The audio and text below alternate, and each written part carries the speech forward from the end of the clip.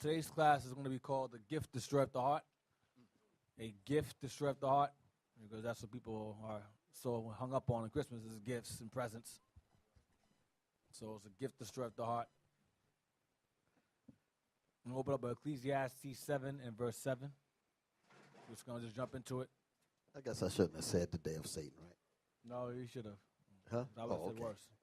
I'm hurting people's feelings all day, messing up the Christmas presents, and light bulbs don't work on a tree no more. Ecclesiastes 7 and verse 7. He's reading. Yes, sir. I'll be reading. All right.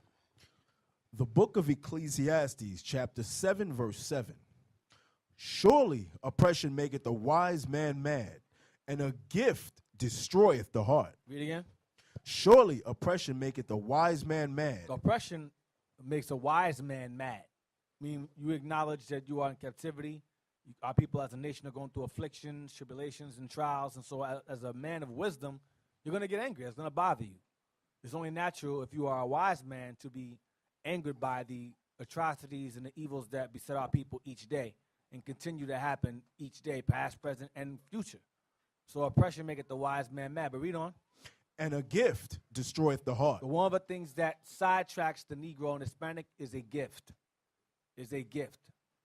A lot of Negroes will complain about oppression, about the white man gunning us down the streets and getting acquittal after acquittal after acquittal. And as soon as the so-called holidays or folly days or holidays show up, they forget all of that, let bygones be bygones, and they right back to Negro land again, buying Christmas gifts, buying Thanksgiving gifts, and buying Halloween costumes. Dumbed down all over again, rocked to sleep. That's what happens. A gift destroyeth the heart. In this particular case, a Christmas gift destroys the heart. Let's get Ecclesiasticus or Sirach 20, verse 29.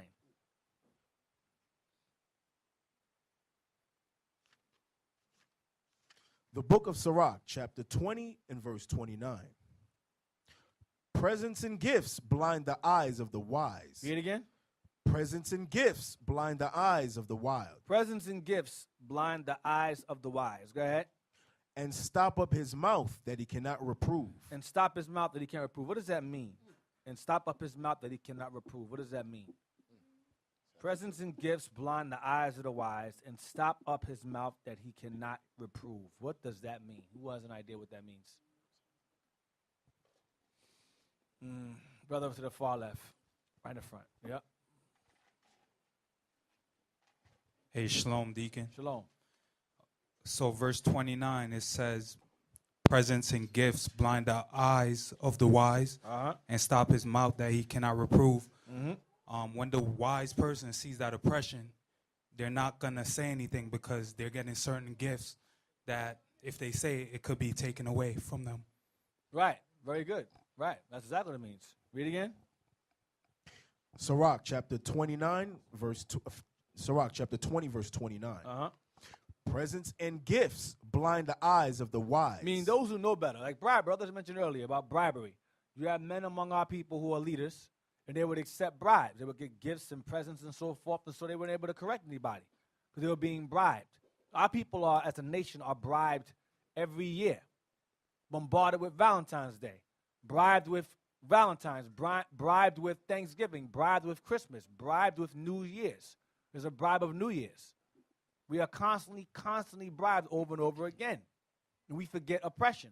Some of us even know Christmas is bad, and they still do it anyway. You ask the so-called black Hispanic man, what does a tree have to do with the birth of Christ? And they have no clue. No clue whatsoever what that has to do with Christ. Well, I just do it for the gifts. Yeah, blind the eyes of the wise. Because you turn the blind eye to the obvious. Right. That means you turn a blind eye to the obvious. You know it's wrong. You know it makes no sense, but you do it anyway for the sake of the presents and the gifts. Read again.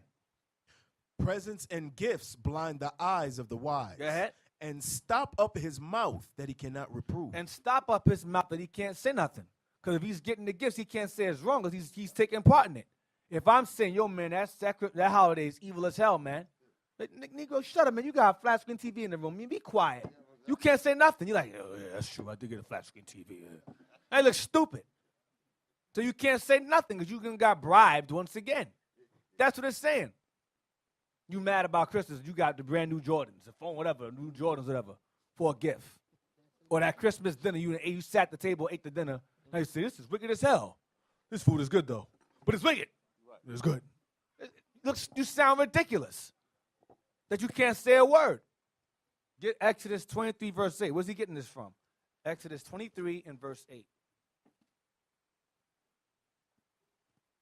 Now, the other had done a class, a year or so back, which is to me was groundbreaking about the origin of Christmas. I got like over 100,000 views by now on YouTube, like thousands of views. I think it's a problem. That class was heavy. So the history behind Christmas. Yeah, that thing. Yeah. Yeah, so, that thing is bad. Man. Yep. That still thing gets is bad. views till now. So I can't. I love that video. Very, very good history in that. That video steps on toes. You know it that. Does. That's why I got hundreds of thousands of views. Because again, those gifts and presents blind the eyes of those who watch the video. Mm-hmm. They're like, yeah, he's right, but I like the gifts. I like the gifts. Can't say nothing. Verse 8. The book of Exodus, chapter 23, verse 8. And thou shalt take no gift, for the gift blindeth the wise. That's where I got it from. That's where he got it from. He's quoting the law. Read again. And thou shalt take no gift, for the gift blindeth the wise, and perverteth the words of the righteous. Perverts the words, because you get bribed, you get bought off, you can't say nothing. That's what happens. You get the gift, you can't really say anything now. Because you done took the gift, you done took the present, the bribery. Because that's what it is. These holidays are bribery to keep you in sin. That's what it's for. That's why I started off saying oppression makes a wise man mad. Because while you're oppressed and you're receiving gifts and presents, oppression don't seem so bad. We're getting gunned down, but I got a flat screen, so it is what it is, man. I got a 60-inch, I can touch the screen and make the water ripple on the screen. You saw technology is alluring. Oh, wow, look. I'll tell you that story. I was at BJ's with my mother because she needed a ride to go there. We drive to BJ's because they have like an electronics area. With all the the Costco's one of them. With all the TVs. So we go in there, we walk by a TV, and we stop. Because it was like, you saw a commercial. The lady had water. She threw the water at the screen, real slow. And the water is like, you see the water crystals? And I was like, wow. I forgot why I was there. I forgot why I was even in the store. I forgot. Me and her together, we was like, looking at me, we're like, like a deer in headlights. He was like, wow, look at the water crystals. Wow. We call it a smart TV. It makes you stupid. That's what it's a TV. That thing had me, I forgot why I was in the store. I said, why are we here? Let's just buy the TV and leave. Because that thing is dangerous, man. And the price goes down for that kind of thing during the Christmas season. The curved TVs. The curved TV got curved TVs. Damn TVs. To wrap around your head. Yeah. To blind you, cover your face. To evaporate your brain. So you can't say that. Once Christmas time comes, you get that for a gift, you're not saying nothing but the Bible. The Bible, what? Close that book. Yeah. That's what happens. Get Proverbs 3 and 31. That was Exodus 23 and 8. The book of Proverbs, chapter 3, verse 31. Envy thou not the oppressor, and choose none of his ways. Read it again. Envy thou not the oppressor, and choose none of his ways. Christmas is a holiday established by the oppressor. That's where it comes from. That's where it comes from. The oppressor that goes all the way back to Babylon. That's the original father of the originator of the custom of so-called Christmas. That's where it derives from. I've seen heathens Christianity cult leaders attempt to say that Jeremiah 10 is not talking about Christmas. I don't know what it's talking about then. What else could it possibly is a tree being decorated with silver and gold? What else could it possibly be? No, you guys are misinterpreting that scripture. That's your exegesis. These fancy words they use now. That's your interpolation. You're adding words and your exegesis of the scripture. Okay, well, what the hell does it mean then? You did a tree, you cut it down, you set it up, you put gold on it. What is that? What is that today? Is it not Christmas? But to try to, that's a Jedi mind trick. It's not Christmas, Negro. It's not Christmas. It's not pagan. It's not pagan. Here's a gift. Thank you. I will take the gift. That's how a white man does us. He figures if he says it, it's not what it is. And the Negro, the Negro, he goes with it. Because they're so prideful. They're so prideful to have so much. They have such power. Understand how much power the white man has. He has such power. He can tell you the sky is green. And Negro goes, you know what? It is kind of green. When you look at it sideways like that, turn your neck a certain way, it look kind of green. That's how much power he has. He has that kind of. That's why when the Negro says no, it's blue, they get mad. Oh, that's your exegesis. That's your interpretation. It's greenish. They want to be in agreement with him no matter what. No matter what it is. So again, when he says something, to him it's law, and to you he understands. For you, it's supposed to be law because he said it. Jeremiah 10 is Christmas. It's straight up, undeniably, irrefutably Christmas celebration. That goes back to Assyria and Babylon. Remember last week, I showed y'all last week, they were hanging heads, they would pile up heads. They would take those heads and hang them on palm trees. That's where you get the ornaments from. That's not ornaments, that's a representation of skulls on the tree. That's what it is. The tinsel, the golden, they call it tinsel, right? The gold and silver tinsel, they actually took gold, real gold, and wrapped it around the tree. That's where it comes from. It's a pagan practice. Read again. The book of Proverbs, chapter 3, verse 31. Envy thou not the oppressor, and choose none of his ways. And it says, choose none of his ways, his traditions, his customs. Choose none of his ways. And we choose it because it's been implanted in us from slavery. Consciously, subconsciously, we do it. We worship him in one form or another. We worship this man. To the point where he'll say, he'll make certain shows he'll have on television, he'll show it's pagan. I think it was a cartoon show, it was Futurama. They travel back in time, back and forth. And they show a scene. In the scene, it shows a palm tree with lights around it. It's Christmas. And I'm like, look at this nonsense. They'll put it in your face. But the Negro is so blind and so dumbed down. He's like, it's a cartoon. It's funny. But he throw out hints and things out there to see. Let's see who understands what we're talking about. That's what they do, just to do a threat assessment. Okay, let's see how much these Negroes know. Now they're still dumb. We're good. They're still dumb. We can still rule. And choose none of his ways. Get Ezekiel 20. But we didn't listen. We chose his ways anyway. And the Lord said not to choose their ways. Now, one of the main excuses you hear that revolve around most popular holidays, who do they use to allure the people into celebrating it? Who? Thank you. See, I'm on point tonight. The kids. The kids, the children, the children. The chillins. Gotta pick the children. You have to use the children to allure them in. Because if the kids are sad, the parents are sad. And the parents aren't going to want that. They're going to give them kids them gifts. Ezekiel 20, I'm going to show you how the children have always been related to pagan holidays. Ezekiel 20, verse 1. The book of Ezekiel, chapter 20, verse 1. Now, during Ezekiel's time, Ezekiel was taken into captivity. The Lord was showing Ezekiel things that were going on while he was in Babylon.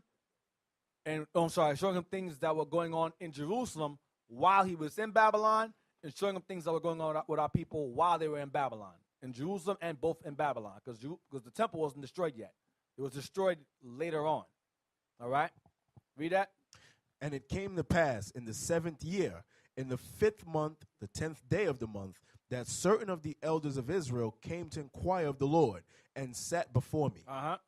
Then came the word of the Lord saying unto me, saying, Son of man, speak unto the elders of Israel, and say unto them, Thus saith the Lord God, Are ye come to inquire of me? As I live, saith the Lord, I will not be inquired of by you. I'm not talking to you. You want to talk to me now? All this evil you done? Yeah, you want to talk to me? I'm not trying to deal with you. Read on. Wilt thou judge them, son of man? Wilt thou judge them? Cause them to know the abominations of their fathers. Go ahead. And say unto them, Thus saith the Lord God, in the day when I chose Israel and lifted up my hand unto the seed of the house of Jacob, and made myself known unto them in the land of Egypt, when I lifted up mine hand unto them, saying, I am the Lord your God. Go ahead. In the day that I lifted up mine hand unto them, to bring them forth out of the land of Egypt into a land that I had espied for them, flowing with milk and honey. Rich land. Rich. Go ahead. Which is the glory of all lands. That's a banger. Jerusalem, Israel is the glory of all lands. That's why they fight over it. That's why I call it the Holy Land. It is the glory of all lands. Go ahead. Being the best. The Most High's favorite land. That's Jerusalem. The glory of all lands. Go ahead. Then said I unto them, Cast ye away every man the abominations of his eyes, and defile not yourselves with the idols of Egypt. Don't follow the Egyptians. The Egyptians had weird and pagan customs. Go ahead. I am the Lord your God. But they rebelled against me, Didn't listen. and would not hearken unto me. They did not every man cast away the abominations of their eyes, neither did they forsake the idols of Egypt. Then I said, I will pour out my fury upon them to accomplish my anger against them in the midst of the land of Egypt. Mm-hmm. But I wrought for my name's sake, that it should not be polluted before the heathen, By name. Go ahead. among whom they were, in whose sight I made myself known unto them, in bringing them forth out of the land of Egypt. Read down again. I like that verse. Read it again. But I wrought for my name's I sake. mean, he said I work means I worked with you. I try to deal with you being rebellious and evil because the nations are watching us. They saw the wonders of us coming through that Red Sea. Understand, you're seeing people, the water split in half, and you're seeing people walk through this water. So automatically your reputation precedes you at this point. You come into this land through a wonderful way, through an amazing way. People witness it. Then you start acting like the nations. He's like, yo, you guys are making me look bad. You're making my name look bad. You're making me look bad. Not his actual namesake, but his reputation. You're making me look bad. Based upon your conduct, you're making me look stupid. I did those great ones. I destroyed Egypt for you. I parted the sea for you. I flooded the Pharaoh's army for you. And look what you're doing. You're acting like the very nations I took you away from. Read on. But I wrought for my name's sake, that it should not be polluted before the heathen, among whom they were. Because this verse shows that the name is of importance based upon your actions, the reputation. Your name only has relevance based upon our conduct, not you saying it a dozen times in every video. That's not power behind that. What gives the Most High's name or reputation power is when his people do right by him and perform his commandments. That makes his name powerful. That makes his name good. You understand? Not just throwing it around Yahweh or Lord or whatever, or higher or whatever. That doesn't give any power. Throwing it around while you're being wicked as hell. There's no power behind that. What you do gives it its power. You understand what I'm saying? Read on. In whose sight I made myself known unto them, in bringing them forth out of the land of Egypt. That's why he didn't give us his real name. He gave us titles. He said, listen, call me Dad. That's what you just call me Dad. Father, Yah. That's my title for you because my name, you'll destroy yourselves. Just use that for now until you're ready. Because right now, we're still kids in here. We're not ready for that right now. Read on. Wherefore I caused them to go forth out of the land of Egypt, and brought them into the wilderness. And I gave them my statutes, and showed them my judgments, which if a man do, he shall even live in them. Right. Moreover, also I gave them my Sabbaths, to be a sign between me and them, that they might know that I am the Lord that sanctify them. So the Sabbath was established to acknowledge that he made a covenant between us and him. Now, remember, the Sabbath was made long before Israel even existed. So it's letting you know that the Lord established the Sabbath day because later on he was going to create his people, which is heavy. Go ahead. But the house of Israel rebelled against me in the wilderness. As we usually do. Go ahead. They walked not in my statutes, and they despised my judgments. His name, same thing. Go ahead. Which if a man do, he shall even live in them. If you don't, you die instead. Go ahead. And my Sabbaths they greatly polluted. Then I said, I would pour out my fury upon them in the wilderness to consume them. But I wrought for my name's sake. Try with y'all again and again. Go ahead. That it should not be polluted before the heathen, in whose sight I brought them out. Go ahead. Yet also I lifted up my hand unto them in the wilderness, that I would not bring them into the land which I given to them, flowing with milk and honey, which is the glory of all lands. He says the Most High says things once and twice, so you can't say he didn't say it. He'll say it 2 times. Jake don't listen. I dealt with you, you messed my name up. I dealt with you, you messed my name up. I gave you the most glorious land above all lands, and you messed that up. Go ahead. Because they despised my judgments and walked not in my statutes, but polluted my Sabbath, for their heart went after their idols. What they want to do. Go ahead. Nevertheless, mine eyes spared them from destroying them. Neither did I make an end of them in the wilderness. But I said unto their children in the wilderness, walk ye not in the statutes of your father, neither observe their judgments, nor defile yourselves with their idols. I am the Lord your God. Walk in my statutes and keep my judgments and do them. And hallow my Sabbaths, and they shall be a sign between me and you, that ye may know that I am the Lord your God. Notwithstanding, the children of Israel rebelled against me. Here we go again. They walked not in my statutes, neither kept my judgments to do them, which if a man do, he shall even live in them. They polluted my Sabbaths. Then I said, I would pour out my fury upon them to accomplish my anger against them in the wilderness. Nevertheless, I withdrew mine hand and wrought for my name's sake, that it should not be polluted in the sight of the heathen, in whose sight I brought them forth. I lifted up my hand unto them also in the wilderness, that I would scatter them among the heathen and disperse them through the countries. That's what he did. He calls what is called the diaspora. That's what he calls. I cause you to be scattered all over the place. Go ahead. The dispersion. Go ahead. That's verse 23. Go ahead. Because they had not executed my judgments, but had despised my statutes and had polluted my Sabbaths, and their eyes went after their fathers' idols. Wherefore I gave them also statutes that were not good. Meaning punishments, judgments. Go ahead. And judgments whereby they should not live. They should die. Go ahead. And I polluted them in their own gifts. And their own what? In their own gifts. And I polluted them or punished them in their own gifts. Watch this. In that they caused to pass through the fire all that openeth the womb, that I might make them desolate, to the end that they might know that I am the Lord. So when Israel gave gifts, their gift was their kids. And they would take their kids, as soon as they were born, they would throw them in the fire to worship Baal or Tammuz or Ashtoreth, because these guys required blood sacrifice, primarily of children, because it was a pagan practice that Tammuz was a child who died during birth. As soon as he was born, he died young. And there was a woman's job to mourn for him, to mourn for Tammuz. So they had to express their mourning for him by also receiving a loss of a child of their own.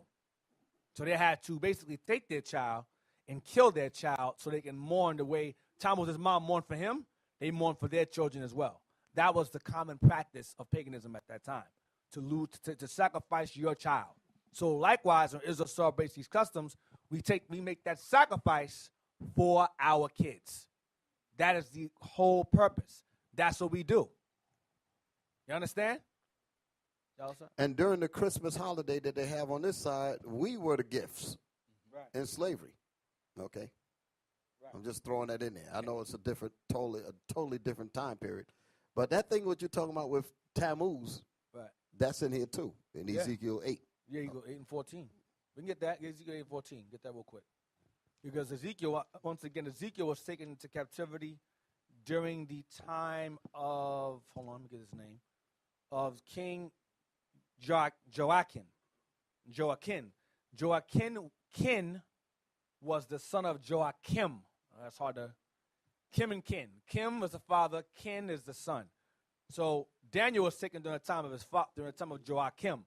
He went into captivity first. Then Ezekiel went afterwards. Then you had Zedekiah. That's when he went and destroyed the temple during Zedekiah's time. That was Zedekiah's brother. No, that was Joachim's brother, was set up in his stead. And that's when the temple was destroyed. Babylonian king Nebuchadnezzar killed his kids first, killed his kids in front of him, then took his eyes out, then took them to Babylon. Then burned our homes down and burned the temple down to the ground with the Edomites' assistance. Will I tell you to go? The book of Ezekiel, 8:14. chapter 8 and verse 14. Yeah. Then he brought me to the door of the gate of the Lord's house. So this is a vision because Ezekiel is in Babylon. So this is going on in Jerusalem. Remember, Jerusalem was not destroyed as of yet. Okay? So during this time, Ezekiel's being shown a vision of what Israel was doing, who were not taken captive yet because they took us in waves. I brought this out last week. They took us in waves. They didn't just take all of us at one time. They would take a number here, the number there, like here and there. They would take us in waves. So whoever was not taken at this time, the story resided in Jerusalem. They were doing what? Read again. Then he brought me to the door of the gate of the Lord's house. In the vision, go ahead. Which was toward the north. Uh-huh. And behold, there sat women weeping for Tammuz. There sat women weeping for Tammuz. The custom or ritual was to weep for Tammuz the way his mother did when he died as a child. And he's also a pagan Messiah who was born on what day? December 25th, miraculously. That's Tammuz's birth. You understand? And we would mourn for him, the child God. We mourn for him. All right? Go back to Ezekiel 20. Some of y'all didn't know that, didn't you? We were at Ezekiel 20 and verse 20 verse 26. Read that. Ezekiel chapter 20 verse 26. And I polluted them in their own gifts, in that they caused to pass through the fire all that openeth the womb, that I might make them desolate, to the end that they might know that I am the Lord. Go ahead. Therefore, son of man, speak unto the house of Israel and say unto them, Thus saith the Lord God, yet in this your fathers have blasphemed me, in that they have committed a trespass against me. For when I had brought them into the land, for which I lifted up my hand to give it to them, then they saw every high hill and all the thick trees, and they offered there their sacrifices, and they presented the provocation of their offering. There also they made their sweet savor and poured out their drink offerings. Go ahead. Then I said unto them, What is the high place whereunto ye go? And the name thereof is called Bama unto this day. Go ahead. Wherefore say unto the house of Israel, Thus saith the Lord God, Are ye polluted after the manner of your fathers? Yes, go ahead. And commit ye whoredom after their abominations? You do. For when ye offer your gifts, when ye make your sons to pass through the fire, See that? You make your sons to pass through the fire. Go ahead. ye pollute yourselves with all your idols, even unto this day, and shall I be inquired of by you, O house of Israel? As I live, saith the Lord God, I will not be inquired of by you. So we made our sons pass through the fire. Now, what we do today is it's called abortions. Now, you oftentimes, it's called Planned Parenthood. You oftentimes hear the argument of, well, abortions are good or Planned Parenthood is good because you have situations of incest and you have situations of rape. That's what the Edomite women produce. They present that as an argument. However, here's what they leave out. Less than 4% of that consists of incest and rape. The 90th percentile of that is convenience or inconvenience. 96% is based upon convenience or inconvenience, meaning I'm not ready right now. Yeah, he laid with me. Yeah, I'm pregnant, but I'm still young. I want to have fun. Convenience or inconvenience. I have a job. I'm independent. I make a lot of money. I'm not ready for that right now. Convenience or inconvenience. That is the same thing as sacrifice. It's the same exact thing for their idols. Their idol is themselves. Their idol is their job. Their idol is their lust. That is the same exact thing. Esau's gift to them is, I'll take your child and rip it out of you, and then I'll take the organs and gather those together and sell those on the highest market. They do that. They don't just throw babies away. I hope you don't think that that's what goes on. They take them black organs. Some black organs is blessed. Israel, we are people that you don't understand. We are far beyond even genetically special, to the point where Esau takes our hearts, our limbs, lungs, whatever he can gather, and he puts them in all kinds of farms and so forth. And Esau goes and they bid. I'll take the heart. They do it. Yeah, they sound like a movie, sci-fi. It's not. They do this. Children go missing all the time. Some children are found with no organs at all. One child, they say he killed himself. Open him up full of paper. So he killed himself. He slit his throat, cut himself open, took his organs out, sewed himself back up, and then he hung himself. This is what he used to tell you. Negroes was like, yeah, he did. He killed himself, took his organs out, threw them out, and this is Jay think like this. They have found children without organs. 32. Verse 32. And that which cometh into your mind shall not be at all that ye say. We will be as the heathen. This is why we celebrate these customs. Go ahead. We will be as the heathen, as the families of the countries, to serve wood and stone. To serve wood and stone, because we would either worship stones, like as in Islam, or wood as in the wooden cross, or tree stumps. Trees, period, trees. Stalks, or whatever they call them, stocks. Right. That's what we would do. We would sacrifice on top of that stock, or decorate it. Jeremiah 10. Start at verse 32. Jeremiah 10 and verse 1. The book of Jeremiah, chapter 10 and verse 1. Hear ye the word which the Lord speaketh unto you, O house of Israel. Thus saith the Lord, learn not the way of the heathen, and be not dismayed at the signs of heaven, for the heathen are dismayed at them. Yeah, read again. Thus saith the Lord, learn not the way of the heathen. Which goes back to Proverbs when it says, the oppressor choose none of his ways. Saying the same exact thing. Go ahead. And be not dismayed at the signs of heaven. Because the heathen will be amazed at a shooting star. Wow. That's a god falling over there. No, it's a shooting star, dummy. But the heathens are simple.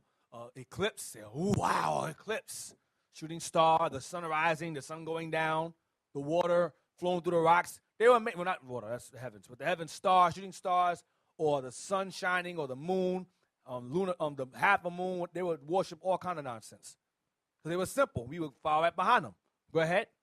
Thus saith the Lord, learn not the way of the heathen, and be not dismayed at the signs of heaven. Don't be afraid of the signs of heaven. Those are natural occurrences. Go ahead. For the heathen are dismayed at them. So the heathen are afraid of those things. Go ahead and make a big deal of it. Go ahead. For the customs of the people are vain. The customs or the laws or ordinances of the people are vain, of no value or lies. That's what it means. Go ahead. For one cutteth a tree out of the forest. One goes, and there's a custom. They go into the tree and cut it out of the forest. Go ahead. The work of the hands of the workmen with the axe. They cut it down with the axe. Go ahead. They deck it with silver and with gold. They decorate it with silver and gold. They take the tree out of the forest and they decorate it with silver and gold. Where's the misinterpretation? Where is the misinterpretation? It's clearly obvious what it is. Why is it, you said, where's the misinterpretation? How many of y'all heard of this term called cognitive dissonance? Can somebody explain what that means?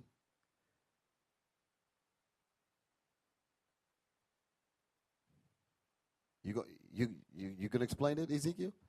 Because I don't like nobody else seem to know. Cognitive dissonance, that's willful ignorance. Okay, that's an easy way of saying it.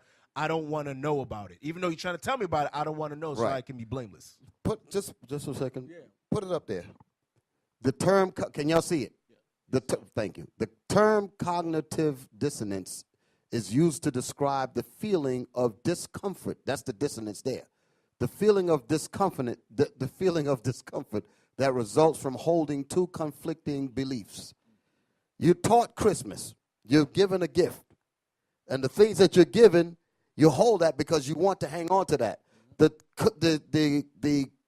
discomfort comes in, it's when you know that what you're upholding is bad for you. Where we at? You took the highlight off. When there is an inconsistency between beliefs and behavior. In other words, when there's an inconsistency between what the gift represents and the truth, which is what the cognitive part is. So, in other words, let me use it the easy way. Cigarettes are bad for you, correct? Yep, that's right. That's a perfect way of explaining it. Yep. Cigarettes, you're cognizant that cigarettes will kill you, but you justify it by saying everybody dies, or I gotta die someday. So But it still doesn't get rid of the fact that you know that cigarettes cause cancer. The Surgeon General determined, big, huge ad, 1/3 of the page, cigarettes smoking will kill you. It takes a certain amount of dissonance to remove that knowledge, that cognitive, so that you can justify Christmas, so you can justify smoking. You follow me? So that's what it says here. What's the rest of it? Something, what is it? It says something must change in order to eliminate the discomfort. That's what it, or reduce the dissonance. What changes? You push it out of your mind. You push the truth out of your mind. You push, right, you reduce what Jeremiah 10 so you can understand. You reduce what we're reading and justify Christmas because both of those things are conflicting. The reducing is the excuse you make behind Exactly. That's the point. The changes, get rid of it altogether. Exactly. The reduce is still do it, but find the excuse to keep doing it. You got it? Yes, sir. Okay. Jonah, you were going to say something. I know you into these kinds of things, so just real quick and I'm be quiet. Come. Give the microphone. A big excuse that people say is I'm here for a good time, not a long time. That's a big excuse, yeah. Here for a good time, not for a long time. Wow. So y'all got it, right? Jeremiah 10, verse. I guess they didn't get it. Some of y'all didn't get the point about cognitive dissonance. It's willful ignorance. You can, right, willful ignorance. That's an easy way to understand. Basically, another way of saying it is hear no evil, see no evil, hear no evil, see no evil. Hear no evil, see no evil, speak no evil. But you know the evil is there. Right. Just pretend That's it's the not point. there. You're pretending that it's not there. If I close my eyes, it'll go away. Open your eyes. Still, still there. Right. Nope. Ignorance is bliss. It ain't bliss. That's cognitive dissonance. Go ahead. The Verse book of 4. Jeremiah, chapter 10, verse 4. They deck it with silver and with gold. They fasten it with nails and with hammers that it move not. That it can't move. That's called the tree stand. Go ahead. You take it, you put it in that pot, and you put the screws, you turn the screws until it stays tight and it doesn't move. Go ahead. They are upright as the palm tree. Now they are upright because they use the palm tree. Now we use the pine tree, which is still upright. It's an upright tree as well. Go ahead. But speak not. Because the ritual, the custom was that if you did not put gifts or offer gifts to the tree, the god, which would be Nimrod really, or Baal, would enter the tree and would attack you. So you had to offer gifts to the tree to appease the god within, or was recognized to be within that tree. So he's saying here, you got to take it, you got to cut it down with an axe, fasten it so it doesn't move, and then deck it with silver and gold. They're upright as a palm tree. They don't speak. The custom of the Babylonians was that they do speak, but they don't speak. Go ahead. They are upright as the palm tree, but speak not. They must needs be born. Born, B-O-R-N-E, means carried. They must needs be carried. Go ahead. Because they cannot go. They cannot walk. They cannot chase you. But the ritual, the custom was, if you don't put a gift under the tree, the monster will get you. It's somewhat like Nimrod, spirit of Nimrod, right? So the spirit of Nimrod would come in the tree, and the tree would attack you. Right. That's what this was coming from. And what sound like that is he knows when you're sleeping, he knows when you're awake, he knows when you're good or bad, today. so be good for goodness sake. It's the same thing there. It's the same exact custom, the same exact thing. Go ahead. You don't do it, you get a coal in your sock. You're on a bad Santa's list, Santa's bad list. That's what that is. The kid's all scared. I'm going to be good this year. I want gifts. You got adults. I'll be good this year. I want gifts. Grown men and women doing that nonsense. Go ahead. Be not afraid of them, for they cannot do evil. They cannot hurt you. Go ahead. Neither also is it in them to do good. They can't do anything. They're trees. In other words, they just stand there. In other words, Jeremiah was saying, look, there's no spirit in this tree. Right. What the hell are you afraid of it for? There's no, like you said, the word was that the spirit of Nimrod would come in the tree and the tree would attack them if they didn't bring silver and gold to the palace. Right. For Semiramis, because Nimrod had died. Right. And the kingdom was going broke. Psalms 106 and verse 35. Understand that this is a practice that was going on in Assyria, Babylon. I went over this last week. Assyria took over. Then Babylon took over where Assyria left off. Kingdom wasn't really going broke, but Yeah. Go ahead, Deacon. But the point is that Assyria had this practice among themselves. And the Babylonians took over where Assyria left off. And the Greeks did the same thing and whitewashed their Babylonian and Assyrian gods, made them white like them. No, the Persians took over where the Babylonians left off. And the Greeks took the Persian and Babylonian and Egyptian gods and made them look like them. Made them Greek pantheons or whitewashed black gods. That's what they really are. Then the Romans took the Greek gods and gave them Latin names and worshiped the exact same ones. So the same practice followed each captivity up until now. It hasn't changed. Go ahead. Psalms 106, verse 35. The book of Psalms, chapter 106, verse 35. But were mingled among the heathen. We mingled ourselves among the heathen. Go ahead. And learned their works. We learned their ways. So after the Lord said to us through Solomon, choose none of their ways. Go ahead. And they served their idols, which were a snare unto them. And we served the idols, which became a trap unto us. We got caught up in the joy and the fun and the gifts and presents. It's a snare unto us. Because we know it's wrong. You know it makes no damn sense to do it. But we do it anyway. Because we're trapped in that. We're trapped in the lust of greed, covetousness. That's what it is. Go ahead. Yea, they sacrificed their sons and their daughters unto devils. Read again. Yea, they sacrificed their sons and their daughters unto devils. We sacrificed our sons and our daughters unto idols, devils. Because these idols are devils because behind them comes a deceitful doctrine, a deceitful custom. Go ahead. And shed innocent blood, even the blood of their sons and of their daughters, whom they sacrificed unto the idols of Canaan, and the land was polluted with blood. That's exactly what happened. Hold on. Is that all I want? Read on. Verse 42. Thus were they defiled with their own works. We defiled with our own works, our own actions. Go ahead. And went a-whoring with their own inventions. And start making things up, making up our own excuses. Go ahead. That's the cognitive dissonance, the excuse. Go ahead. Therefore was the wrath of the Lord kindled against his people, insomuch that he abhorred his own inheritance. He started to hate us. Go ahead. And he gave them into the hand of the heathen, and they that hated them ruled over them. And those that hated us ruled over us. Go ahead and begin to oppress us. Go ahead. Their enemies also oppressed them. There you go. Who hate us. Go ahead. And they were brought into subjection under their hand. And we are so even to this day, until this day, under those who hate us. For the very same reason. Let's get Baruch chapter 6, verse 4. Now, Baruch was Jeremiah's scribe. Let's see what he wrote. What Jeremiah said to Baruch. Baruch 6 and 5. Hold on. I want 6, verse 4. The book of Baruch, chapter 6 and verse 4. Now shall ye see in Babylon gods of silver and of gold and of wood, borne upon shoulders. Read again. Now shall ye see in Babylon. You shall see in Babylon what? Gods of silver. Gods of silver. And of gold. And of wood. Trees. Borne upon shoulders. Carried on the shoulders, like in Jeremiah 10. Go ahead. Which caused the nations to fear. Which are afraid. The nations are afraid of them. Go ahead. Beware therefore that ye in no wise be like to strangers. Don't be like the other nations. Do not be like them. Go ahead. Neither be afraid of them. Don't be afraid of them. When you see the multitude before them and behind them, worshiping them. Because you see everybody else doing it, and you want to follow the crowd. Jeremiah is saying to Baruch, do not do that. You see thousands of people all day. Happy holidays. Merry Christmas.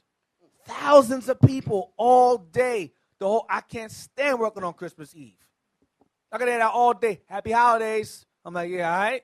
That's how I respond. All right. All right. No doubt. That's how I respond. You know, Jacob. They're going to rub it in. That's how I respond. I don't even say it back. I say, all right, no problem. Yeah, all right. Hey, I had some that I just ignored them. I just didn't say anything. You know what the demon did? Came all the way up. Listen, I said happy holidays.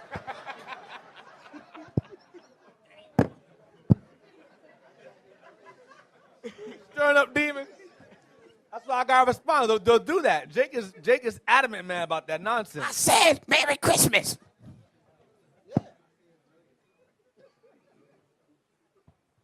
You can't ignore the demons, man. They will find you.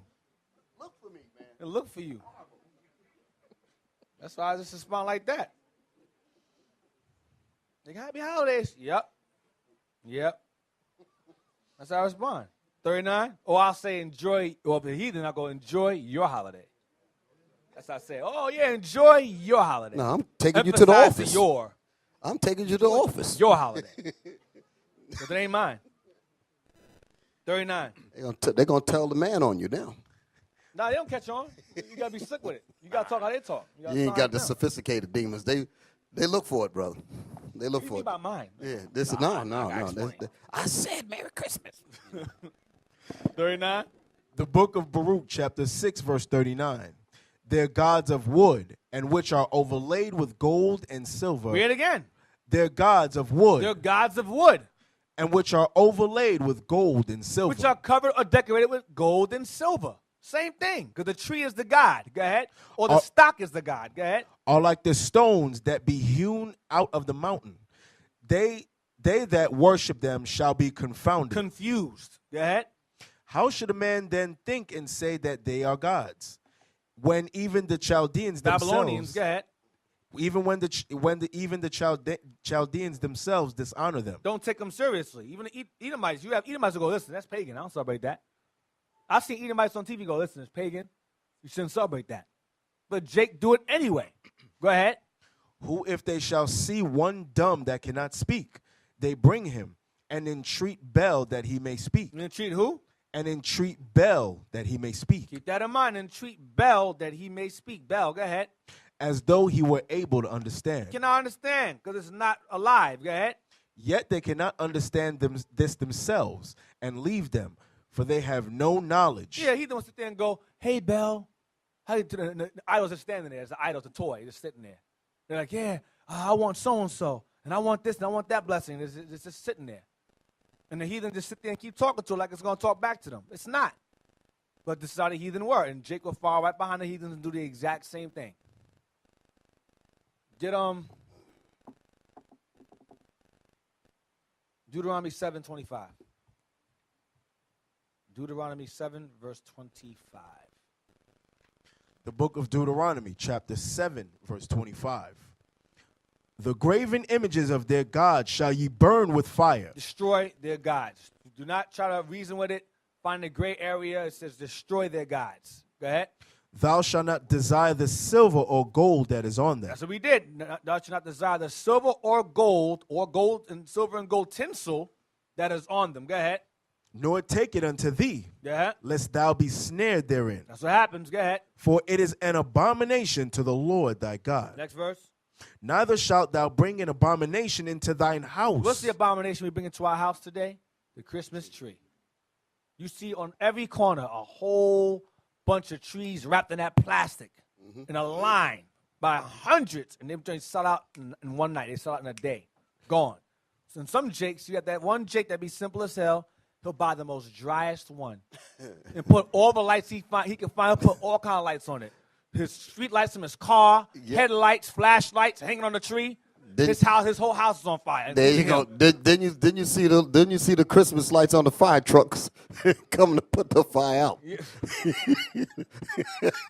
Burn the whole house down. Burn the whole house down. He said, "You got Christmas now." Gifts and all burned. House burned, gifts burned, him burned. That's God's judgment. Yeah, that's God's judgment. That's beautiful. That's God's judgment. 26. Neither shalt thou bring an abomination into thine house, including them gifts. Go ahead. Lest thou be a cursed thing like it. Lest you be a cursed thing and get destroyed along with it. Go ahead. But thou shalt utterly detest it. Your job is to despise it, hate it. Go ahead.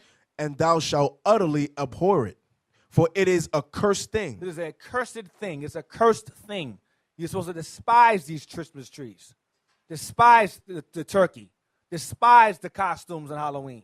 Despise the New Year's ball dropping. Some of y'all love that thing. I watch it. Sit there, turn TV on. It's going to drop. 5, 4, 3, 2, 1. New niggas. Yay! Man, I used to see so many, in my days of being with Satan in the world. You know, I went to that madness once, that ball dropping thing, way back in '86. Oh, damn. How many? Yeah, that's how fun. That's when it was, '86. Went the ball drop. How many of y'all were born in '86? Yeah, I know, I reveal my age, so what? '80s. That was the last time, though. Oh, I seen this dude get robbed. Man, they chased him. He said he's running with the money. Get him, get him, get him. They beat the hell out of him. for everybody. In front of everybody. They suspended him, like 4 of them. They each grabbed the limb, suspended him in the air. Then a little short Negro reached down and went into his pockets. Wham! Pull a wad of money out. Then they dropped him like a boom. And then they all took off. Wasn't a cop nowhere. I said, these niggas out here is crazy. Huh? Yeah, that's when they had the light. I think they had the light blue uniforms then. But they weren't nowhere around. Dang. Go ahead, Deacon. Brother, get Joshua 6:18. He robbed him blind, man. For everybody. The book of Joshua, chapter 6, verse 18. And ye in any wise keep yourself from the accursed thing, Keep yourselves from the accursed things. Go ahead. lest ye make yourselves When accursed. you make yourselves accursed. That's what happens. Go ahead. When ye take of the accursed When thing, you take it, when you buy it or purchase it and bring it to your home, go ahead. and make the camp of Israel a curse, and trouble it, Read it again. and make the No, camp no, of read it from the top. I'm sorry. and ye in any wise keep yourself from the accursed thing, Uh-huh. lest ye make yourselves If accursed. you make yourselves accursed, go ahead. When ye take of the accursed thing, and make the camp of Israel a curse, and trouble it. What you don't understand is the Most High doesn't punish the individual. He'll punish an entire nation for the act of one. That's what he does. He says, if you bring that into your home, I'm going to punish all of y'all at one time. I'm not going to just punish one guy. I'm going to punish a whole bunch of you. So y'all all going to be wondering, what's going on? Who brought the damn ship in here? Right. Where's Achan at? Where's Achan? Achan, he brought that Babylonish garment to his tent, and people started dying. He said, yo, something's wrong. People are dying. Joshua said, listen, Lord, people are dying. Something is wrong. He said, check your camp. Check the tents. And they had to do a damn lineup. Listen, he says, check your tribe. Check Judah. Because among you was some Negro, N-word in here. He's like, it was me. I stole it. Joshua said, listen, kill him, kill his wife, kids, and kill his animals. Burn them alive. Burn everything. Burned his tent. Burned everything. No remembrance. Burned everything. That's all. Listen. And the Lord was pleased with that thing. Yeah, he didn't care. The act of one can affect many with Israel. The Most High punishes Israel as a whole, not just Christianity is individualites. And Christianity punish, I'm saved or I'm delivered. The Lord goes, no. I'm gonna save all of you at one time. If I kill one, I'm gonna kill a lot of y'all. That forces Israel to work together and to keep their corners covered. That's what it does. It forces you to check this. If one guy's evil will affect you, you're gonna get him first. Yeah, that's the most side. If I punish others for the act of one, the others will act. I don't gotta do nothing. It's like in the classroom when the kids, you have the bad kids and good kids. The bad kids misbehave, no one go outside. Everybody mad. So next time, yo man, shut up, man. I'm gonna go outside and play today. Shut up. The kids step in for you. You ain't gotta do nothing. Sit back and watch. Some of y'all know that. Or some of y'all be mad as hell. Listen, I want recess, man. I want to play. I got G.I. Joes. I want to play my G.I. Joes today, man. You playing games. Don't fool the teacher. Kids lose their mind. Like they did that dude on Full Metal Jacket. Yeah. Huh? He kept messing up and making everybody do PT. They beat him with a bag of soap. They held him down in the bunk bed and beat him with a bag of soap. Behind up. He got the message after that. He was good after that. He was good. For a moment. Yeah. Let's get Bel and the dragon. Remember we read earlier in Baruch about how they speak to Bel and don't respond. Well, like I said before, the Assyrians were ruling, the Babylonians took over where they left off. Then the Persians came in and followed suit. Every god, believe it or not, is borrowed. It's just different names. Every god is repetitive. There's no new god. There's no new gods. It's the same god, different name.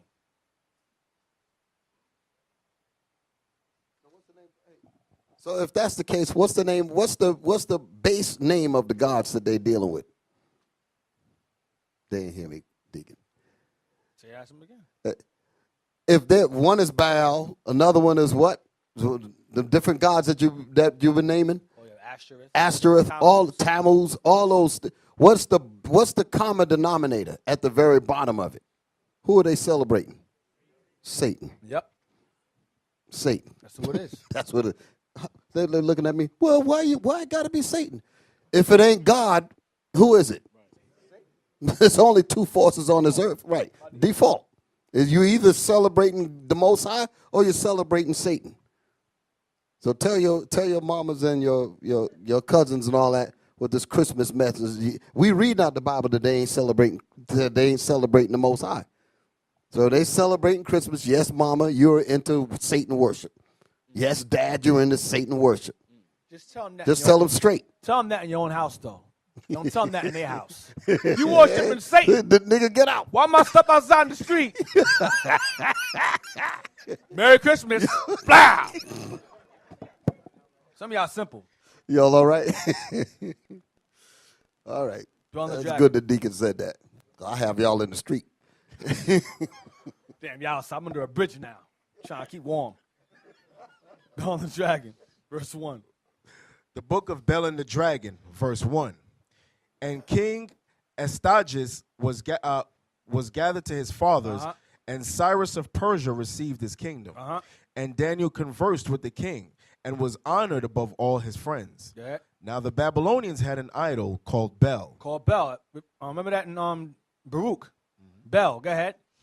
And there were spent upon him every day 12 great measures of fine flour and 40 sheep and 6 vessels of wine. That's money.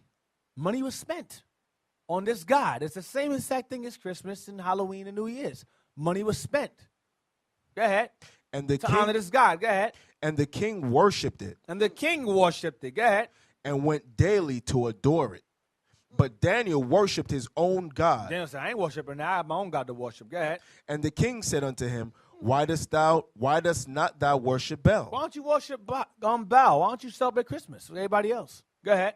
Who answered and said, because I may not worship idols made with hands, but the living God who hath created the heaven and the earth, and hath sovereignty over all flesh. I worship that God. Go ahead. Then said the king unto him, thinkest thou not that Bel is a living God? Isn't Bel a living God too? Go ahead. Seest thou not how much he eateth and drinketh every day? He goes, see? But look, Bel eats and drinks every day. Because it was an idol, a dragon idol. He goes, see? Bel eats and drinks all the time. Look at the food's eating. See? Watch this. Then Daniel smiled Stop. Daniel was like, this guy is stupid as hell. Now that's his boss. He ain't going to say it, but Daniel was like, oh, God. Oh, king, you simple. Go ahead. Then Daniel smiled and said, O king, be not deceived. Don't fall for it. Go ahead. For this is but clay within and brass without, and did never eat or drink anything. This thing isn't real, king. It's made of clay inside and made of what outside? Brass outside. It didn't eat anything. It's not alive. Go ahead. So the king was wroth. The king got mad because he took Daniel seriously. Go ahead. For his priests, and said unto them. No, read again.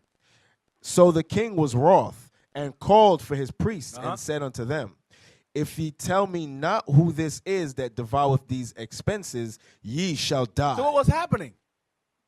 They were robbing him. His priest was robbing him. Remember, he's providing food, $40,000. That's money. He's thinking the idol is eating it. Yeah, he's thinking the idol eating it. He's like, listen, whoever spent my damn money, man, you better tell me I'm going to kill you. Who was spending my money? Who's eating up my damn food? Go ahead. But if ye can certify me that Bel devoured them, then Daniel shall die. If you could prove to me that this idol's eating this food, I'll kill Daniel. Go ahead. For he had spoken blasphemy against Bel. And Daniel said unto the king, let it be according to thy word. Whatever. Now all right, if you don't kill me, okay. Go ahead. Go ahead. Now the priests of Bel were 70. 70. Beside their wives and children. He feeding families. The king was feeding families, man. 70 men aside from their wives and children. Go ahead.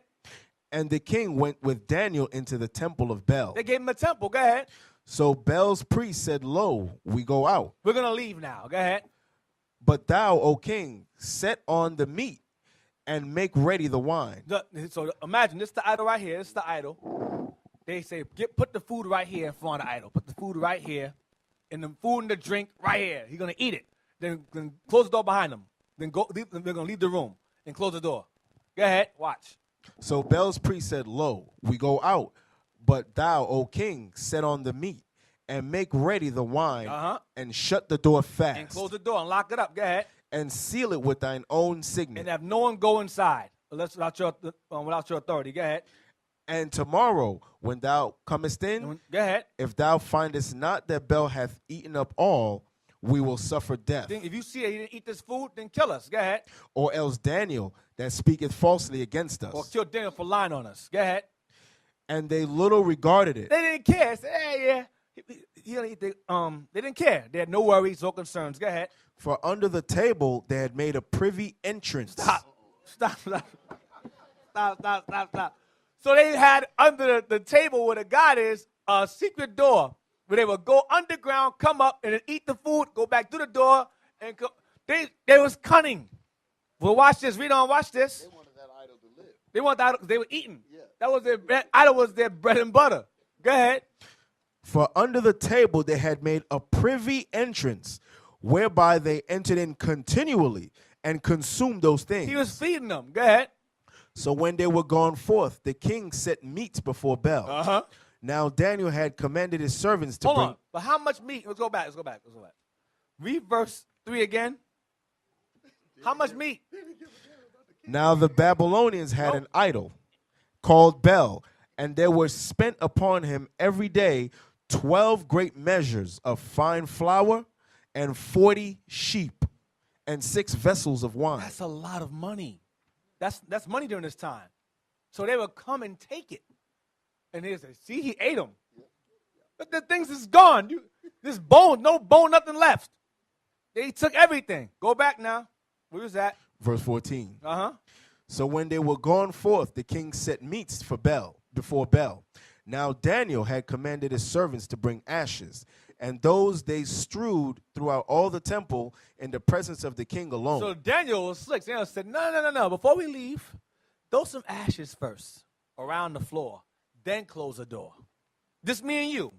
Those ashes, the king said, throw ashes on the floor. He threw ashes down on the floor, footprints. Yeah, watch, go ahead. Then went they out and shut the door and sealed it with the king's signet, and so departed. After the ashes were thrown on the floor, go ahead. Now in the night came the priests with their wives and children. So not only did the priests come into the room to eat, they brought their wives and children through the door to eat. Yeah, he brought 40,000 sheep. Damn. Yeah, wine over there. They was dogging it. Go ahead. Now in the night came the priests with their wives and children, as they were wont to do. As they were accustomed to do. Go ahead. And did eat and drink up all. In the morning betime the king arose, and Daniel with him. And the king said, Daniel, are the seals whole?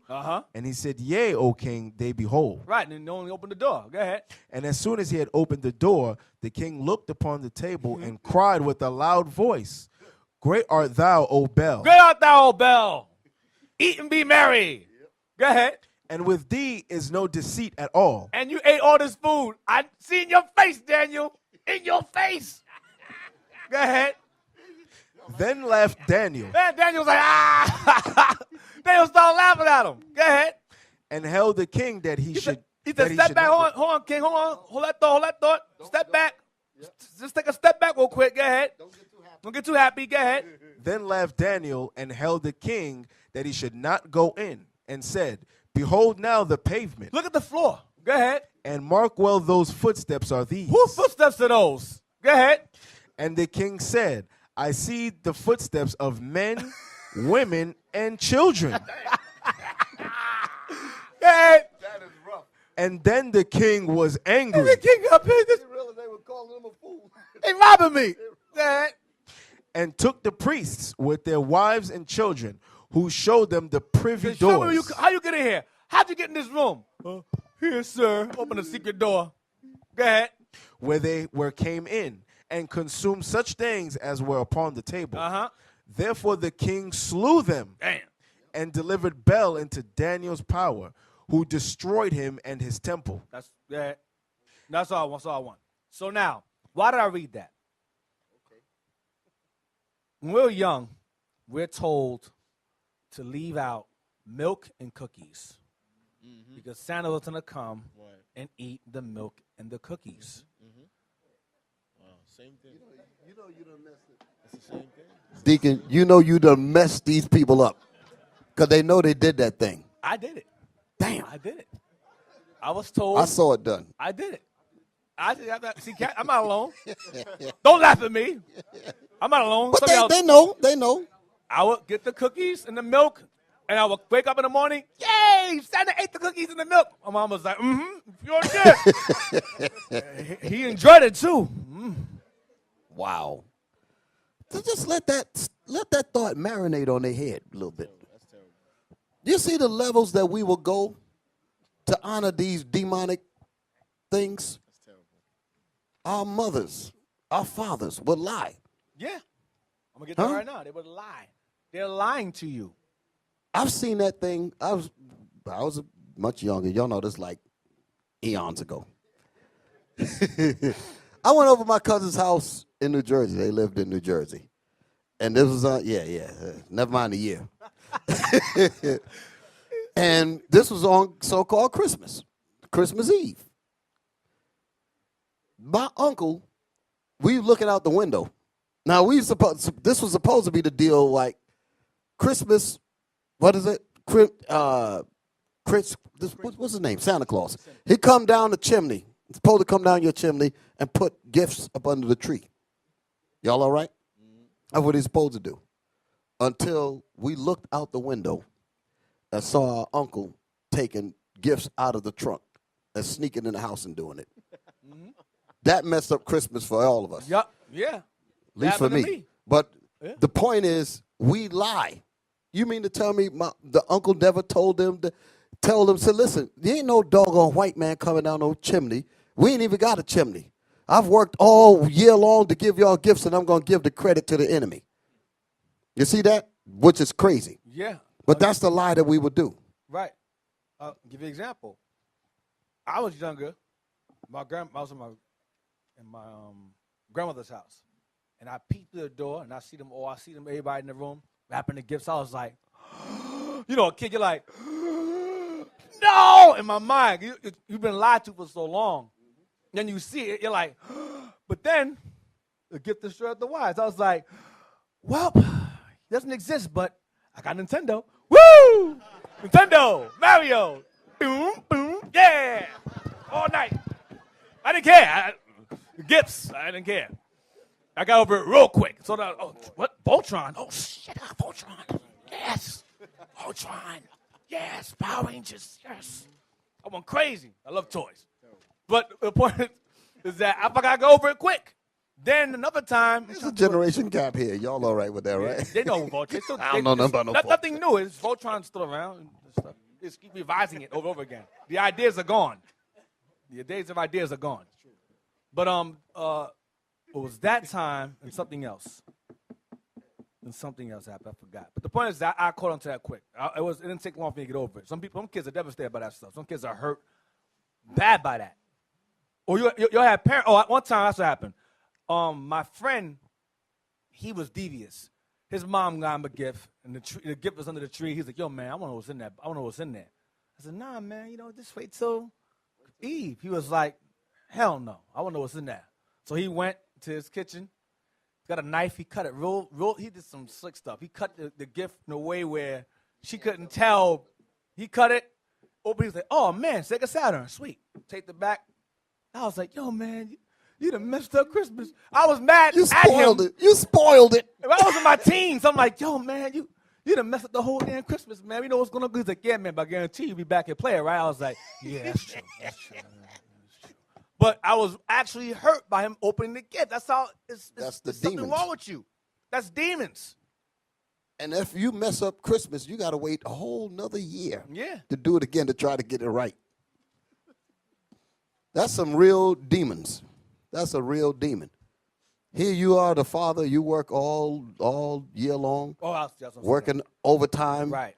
all kind of stuff. And give your glory to the white man. And you give your glory. That's To what my point. You give white man. Exactly. That was the point I was making. You give the credit to the enemy. You're worshiping a white man who was born in a manger with a bunch of animals miraculously. Right. Then tell your child that a fat white man came down a chimney, which in the hood you don't have that at all. Projects. Exactly. I don't know. They go through the incinerator. Because they ain't going through the chimney. They go through the incinerator, and they'll get robbed if he was real. He'll get robbed. If he was a real person, he'd get robbed. Niggas will rob his sleigh, rob his wheels. They'll just rob him entirely and just take the gifts. If that was real. But believe it or not, if you lived in the projects like I did, we actually thought that he slipped through the chimney and came in the hallway, slipped in the door. Yep. Someone must have leave the door open. Hell no. You believe that thing? He came through the terrace. What? That's not the story. Here's in my building. Ain't no chimney there. Leviticus 19, verse 11. We start lying to ourselves after a while. We start making things up. Leviticus 19, verse 11. The book of Leviticus, chapter 19, verse 11. Ye shall not steal, neither deal falsely, neither lie one to another. That's a law. Neither lie one to another or deal falsely. We tell your children that a fat white man from the North Pole gave them gifts. Imagine you working 60 hours in a week to save money for these gifts. You give all that hard work and money you gain from that hard work, you give to an invisible fat white dude that doesn't exist. You take no credit for that. You take no credit for yourself, what you did. Hey, Deacon, it's even worse because sometimes, and y'all know, the parents, when they can't control the children, you know what they say? If you don't, because they be bad all year. Ain't paying daddy no attention, ain't paying mommy no attention. Come November, they know.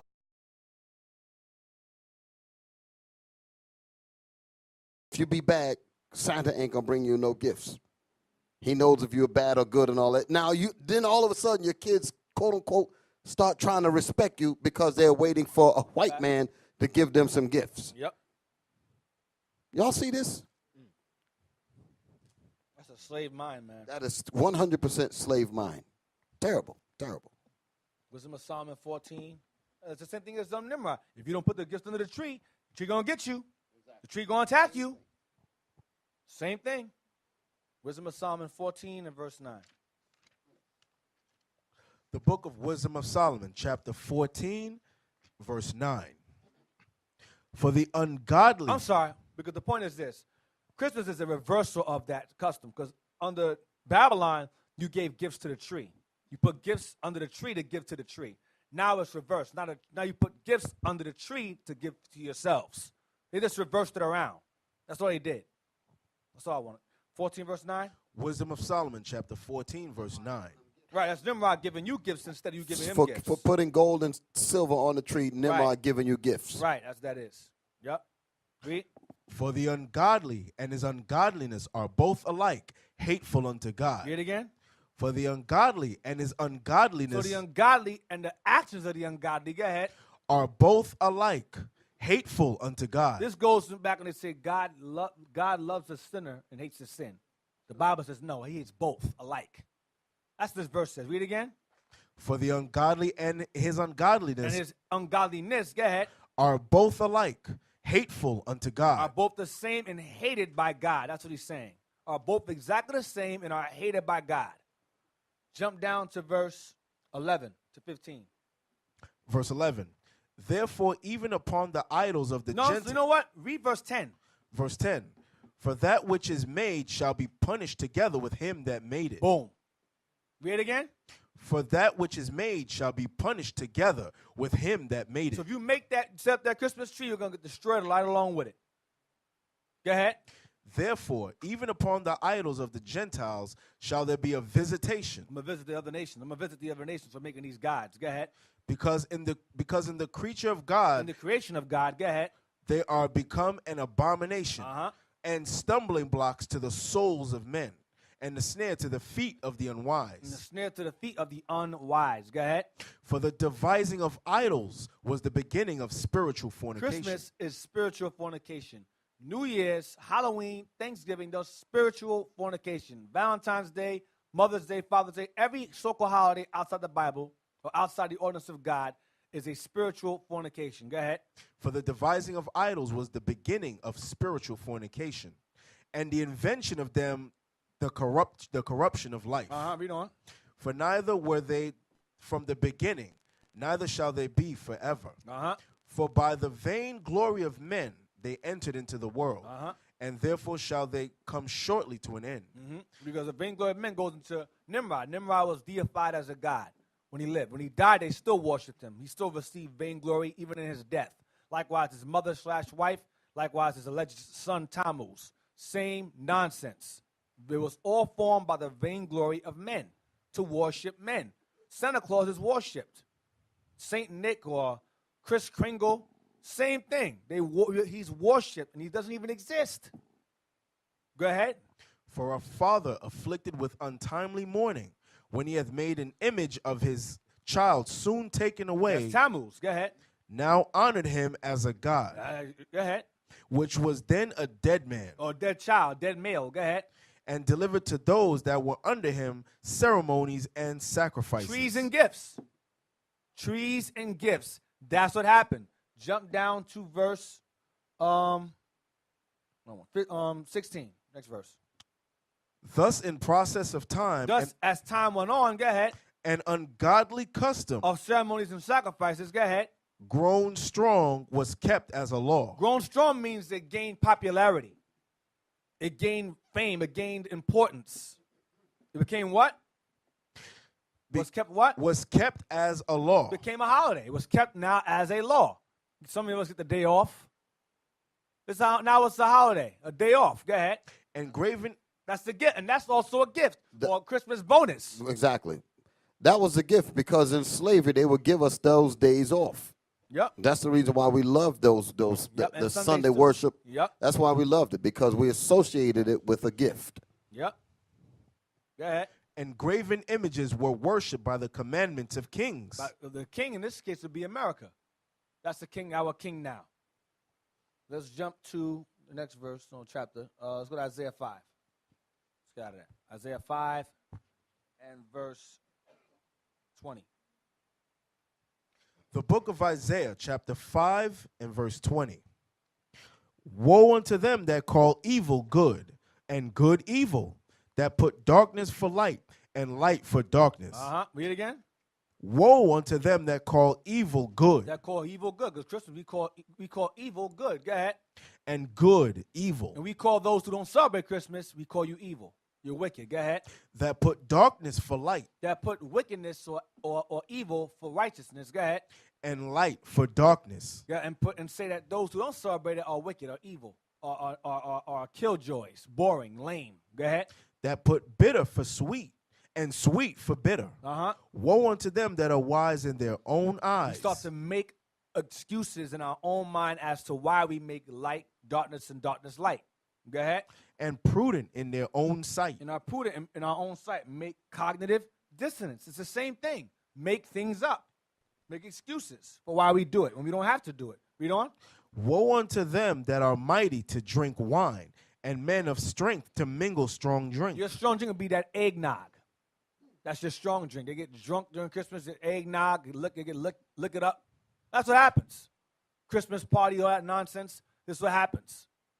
It never fails, especially among our people. Let's go to Ecclesiastes 7 and 13.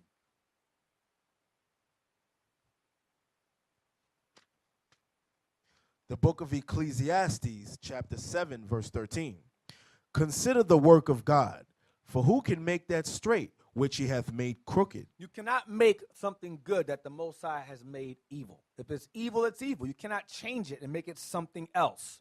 Christmas is an evil pagan Babylonian custom. You cannot take it. People go, oh, well, that's not why I celebrate because of this.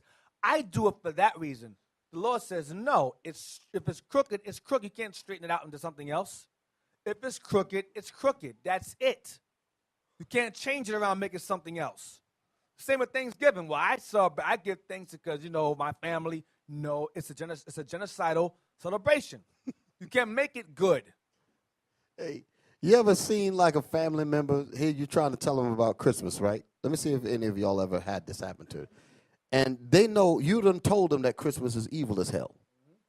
I'm referring to cognitive dissonance again.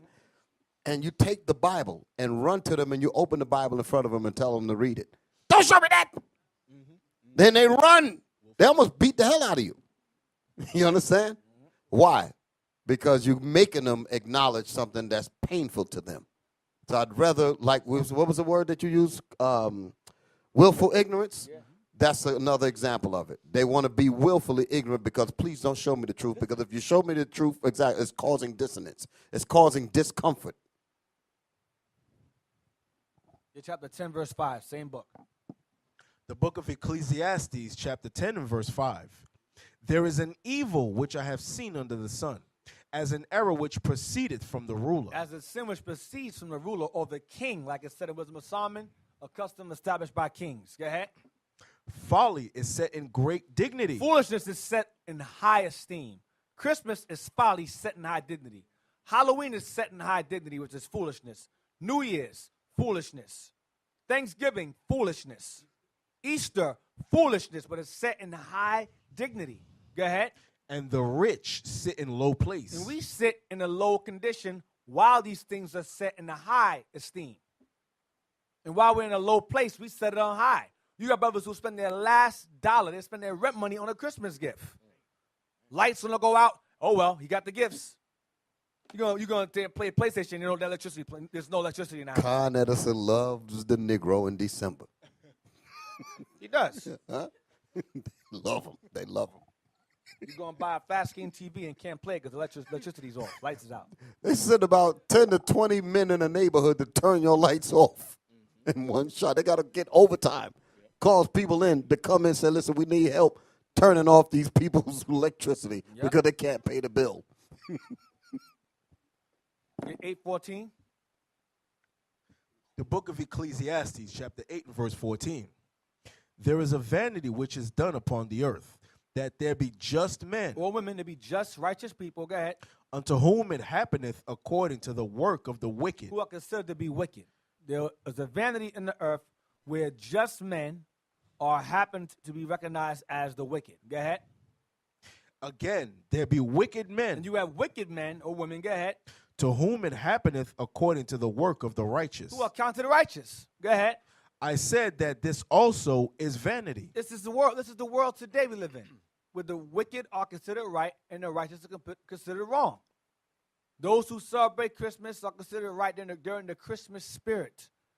They're in good cheer. They have good cheer. Those who's like, nah, it's wicked as hell. I'm not celebrating that. Oh, you're lame. See, you're a killjoy. Your boy, you gotta be so boring. It's just one day. You're messing up the spirit of Jesus. It's the same thing. Psalm is saying in the spirit, you're gonna see righteous men and women being looked upon as being wicked or brainwashed or in a cult for not celebrating something that they learned from being brainwashed and being learned from a cult. Because Christianity is a cult. It's a brainwashing thing. It's the same thing. Get Proverbs 29 and 27. Right before Ecclesiastes. Proverbs 29, verse 27. The book of Proverbs, chapter 29, verse 27. An unjust man is an abomination to the just. And an unrighteous man is an abomination to those who are righteous. Go ahead. And he that is upright is in the way. He that is righteous, go ahead. Is abomination to the wicked. We are an abomination to the world. We in this room are an abomination to the world. The world is going to hate you by default. And ye shall be hated of all nations. Men. Right? Exactly. Start with your own kind, then the other nations. Stay in there, go 15 verse 27. 15, 27. Same book. The book of Proverbs, chapter 15, verse 27. He that is greedy of gain troubleth his own house. Read it again. He that is greedy of gain troubleth his own house. Watch this. But he that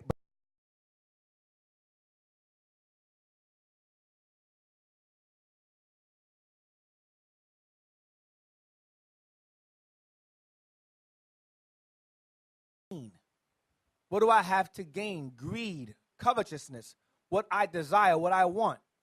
If I celebrate it, I'm going to be able to get things that I can't afford. I can't afford a fast screen, but I can get one from my parents. I can't afford those bloody, what they call them, that dumb woman, red bottoms. I want red bottoms. I can't afford red bottoms. Bloody shoes. Like, Louis Vuitton, whatever, man. Negro, bloody call them bloody shoes. Louis Vuitton makes some nonsense. They're shoes that are red in the bottom. Somehow they're worth $5,000. I don't know. No, I'm being sarcastic, but it shouldn't even be worth $1. It's just shoes with a red bottom. Right. Anyway, you have Jakes that want those shoes. I can't afford them, but somebody else will buy them for me. So we sit there and we covet things. We desire certain things we can't afford.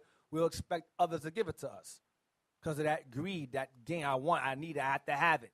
And oftentimes, your brother will get a night, he'll get a brand new leather jacket for Christmas. Go outside and lose it, get robbed, or even killed for it. Read again. 8-ball, they call them 8-ball jackets. Read again. He that is greedy of gain troubleth his own soul. You make his own house. Read again.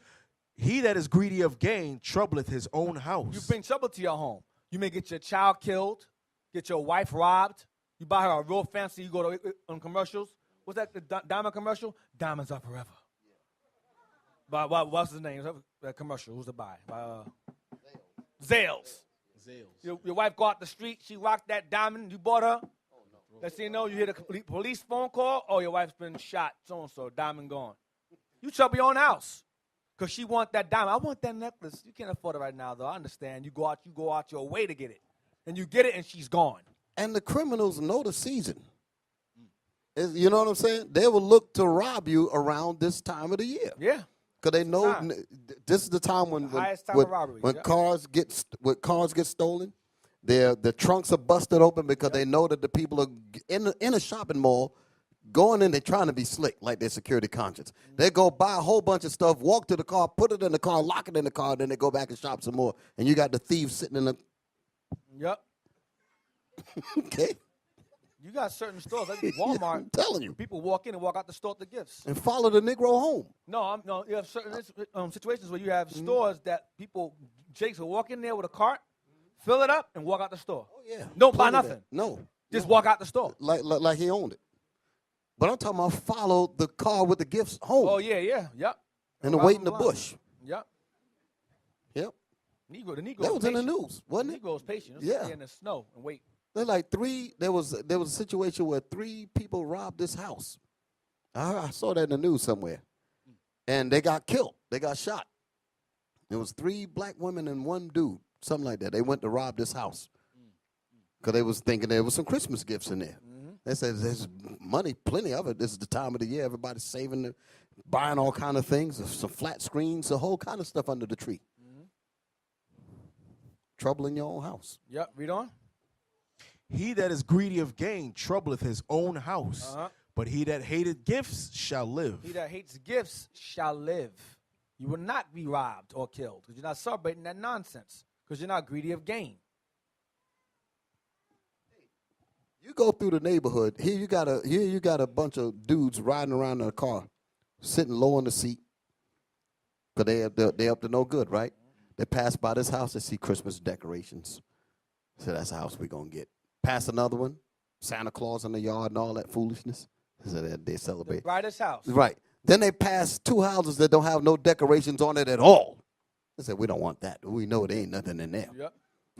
You follow me? Go ahead, Deacon. Isaiah 1, verse 23. The book of Isaiah, chapter 1, verse 23. Thy princes are rebellious. Our leaders are rebellious. And companions of thieves. Everyone loveth gifts. Everyone what? Everyone loveth gifts. And followeth after rewards. And look for rewards, for presents. Go ahead. They judge not the fatherless. They don't dote their people. Neither doth the cause of the widow come unto them. They don't judge righteously because they're looking for gifts, for bribery. They love gifts, and they seek reward and follow after rewards. That's the mindset of our people today, the same thing. They don't do right with their people. They desire gifts, and they want rewards, presents. Get Ecclesiasticus 20, verse 14.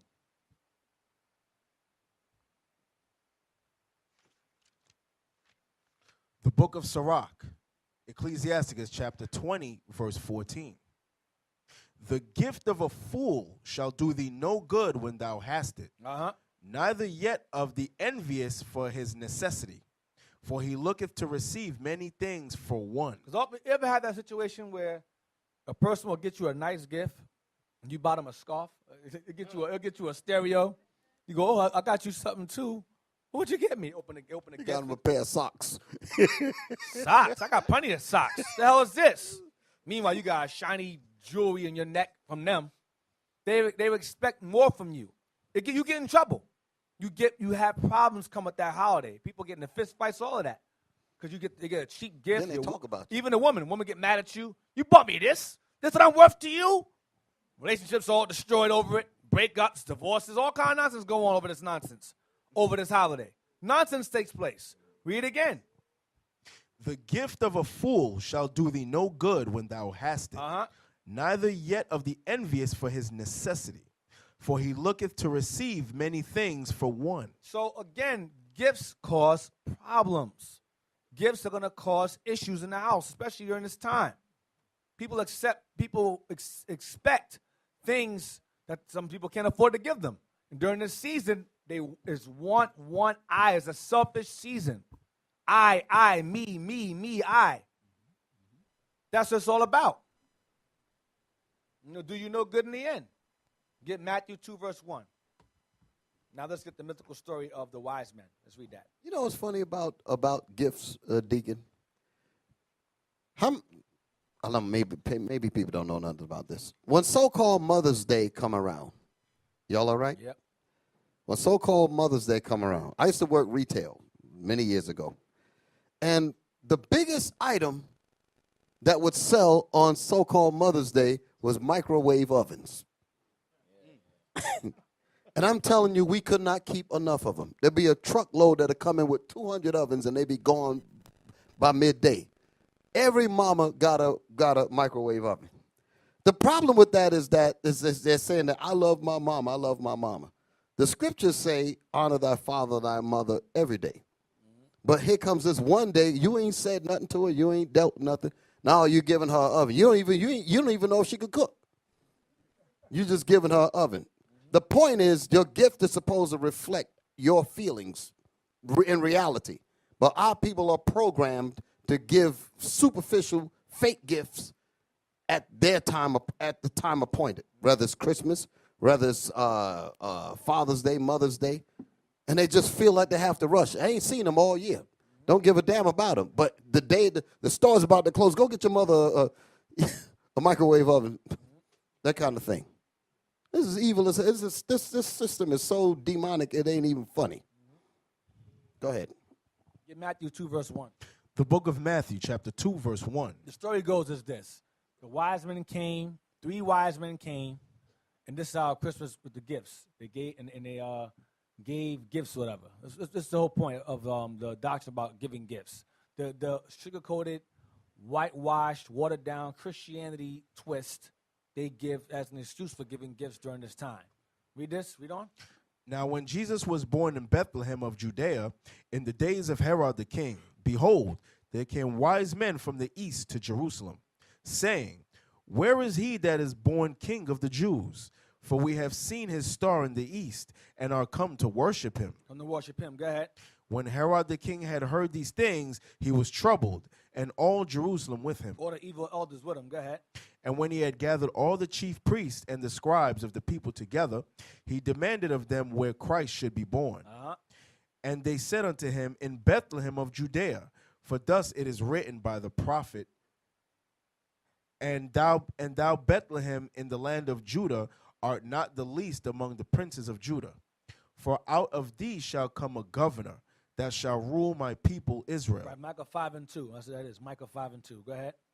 Then Herod, when he had privily called the wise men, inquired of them diligently what time the star appeared. When did the chariots show up? Go ahead. And he sent them to Bethlehem and said, go and search diligently for the young child. And when ye have found him, bring me word again, that I may come and worship him also. When they had heard the king, they departed, and lo, the star which they saw in the east went before them, till it came and stood over where the young child was. It was a chariot. It wasn't a regular star. Go ahead. It guided them to where the child was born. Go ahead. When they saw the star, they rejoiced with exceeding great joy. These wise men. Go ahead. And when they were come into the house, When they came into Joseph and Mary's house, watch this. they saw the young. It wasn't 3. It was a caravan. It wasn't 3 of them. It was a bunch of them. Read verse 11 again. And when they were come into the house, they saw the young child with Mary his mother, and fell down and worshipped him. And when they had opened their treasures, they presented unto him. No, they presented unto each other. They presented unto him. Unto Christ the baby, unto him. Go ahead.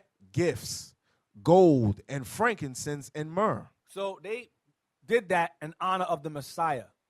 None of us give gifts to the Messiah on this day. None of us. There was no exchange. They came to worship him and gave to him, but they gave it to the parents, obviously, as a baby. They gave it to the parents in honor of him. You understand?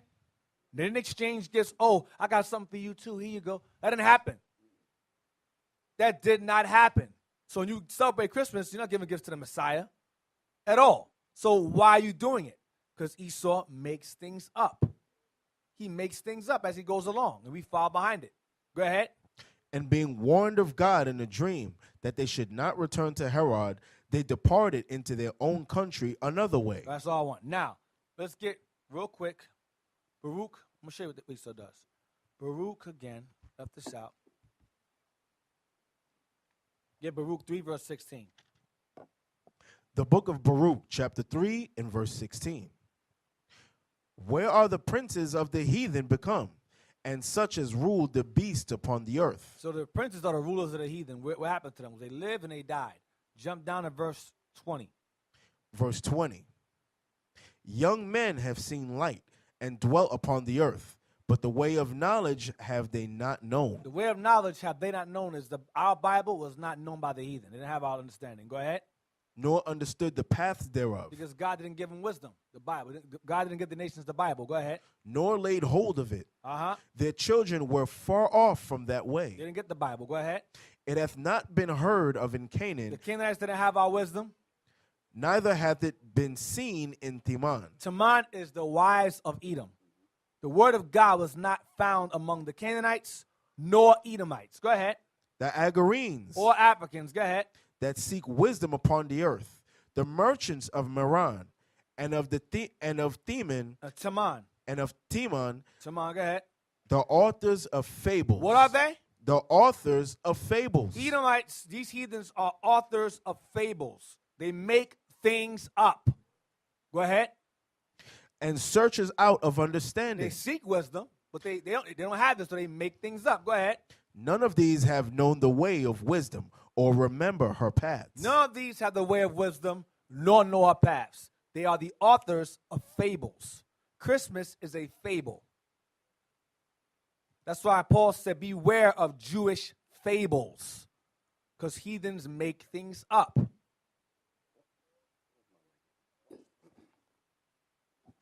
Why do they call it Jewish fables? Think about the two terms. Why do they call it Jewish fables? I see a hand in the back. I see a hand over here on this side here. Give it to my brother here. Jewish fables. I want you to go ahead. Shalom, leadership. Shalom. They say it's Jewish fables because they say it has something to do with God, but it has nothing to do with God. Really, it's a lie. It's a fable. Right. It's meaning lies laced with tenets from the Bible. Okay, they've been doing this throughout history. I wish we had books on this kind of stuff where it showed you how the Greeks, you know what I'm talking about, right? That book, right? How the Greeks and Romans have taken Babylonian customs because they wanted to subvert Israel into following pagan gods. So they use tenets from the Bible and lace them inside these pagan customs, like Christmas, for an example, telling you that it has to do with Jesus, just like they do today. Easter, what was Christmas really about? The celebration of Tammuz and Nimrod and all that evil. Y'all all right? Same thing with Easter. What was that about? The Queen Ashtaroth, okay? The goddess of fertility. But what do? They tie that up and say that that's about the resurrection of Christ or something. You follow me? So they use these things to subvert Israel into following pagan customs, but in our ignorance, we think we're following Jesus. Right. That's the reason why you'd hear me or most of us say, what does a Christmas, to try to wake the dead brains up, what does a Christmas tree and some light bulbs have to do with Jesus? Nothing. What does an Easter rabbit, a bunny rabbit, and eggs? Rabbits don't even lay eggs. Yep. The common sense didn't even come there. What does a rabbit and eggs have to do with Jesus? Nothing. But when a Jewish fable, they put those two together, meaning Jewish, pertaining to Jews, meaning pertaining to the records of the Jews, and put it with fables, lies. Y'all follow me? All right. Go ahead, Deacon. Psalms 94, verse 20.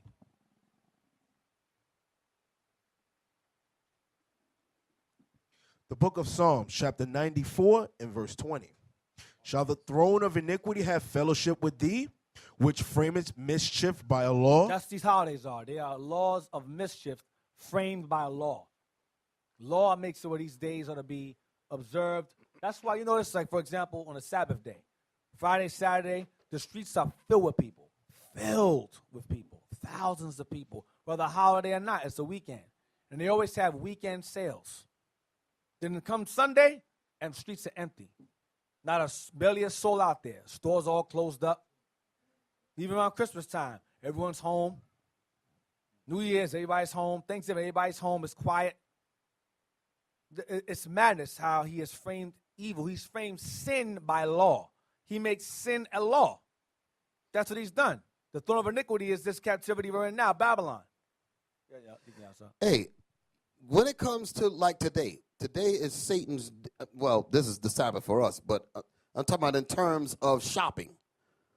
Those people are going crazy in those malls right now. I'm afraid to drive. I'm going to be honest with you, because there's some fool running to get a tree or something, and he's going to slide into me or something. I really do not want to be on the road. No time, it's Fool's Day. Y'all follow what I'm saying? And I'm telling you, I'm trying to stay away from it. I'm on the road. I'm like, all you niggas stay over there. I don't want y'all near me because I know y'all crazy. Running after that, whatever. I'm telling you. You know, come Sunday, it's going to be I don't know. They might be trying to get some last minute because Sunday supposed to be Christmas Eve? Yeah. So the madness is going to continue. Yep. You know. But y'all understand what I'm saying? They out here. They are out here. I was just coming here today. No, the normal route that I take is be nice and smooth. Every car trying to get into this mall over here at Cross County. I mean, the highway is backed up because they all trying to get in there to get the last minute stuff. I don't want to be around these people. I don't. Come on. You 21?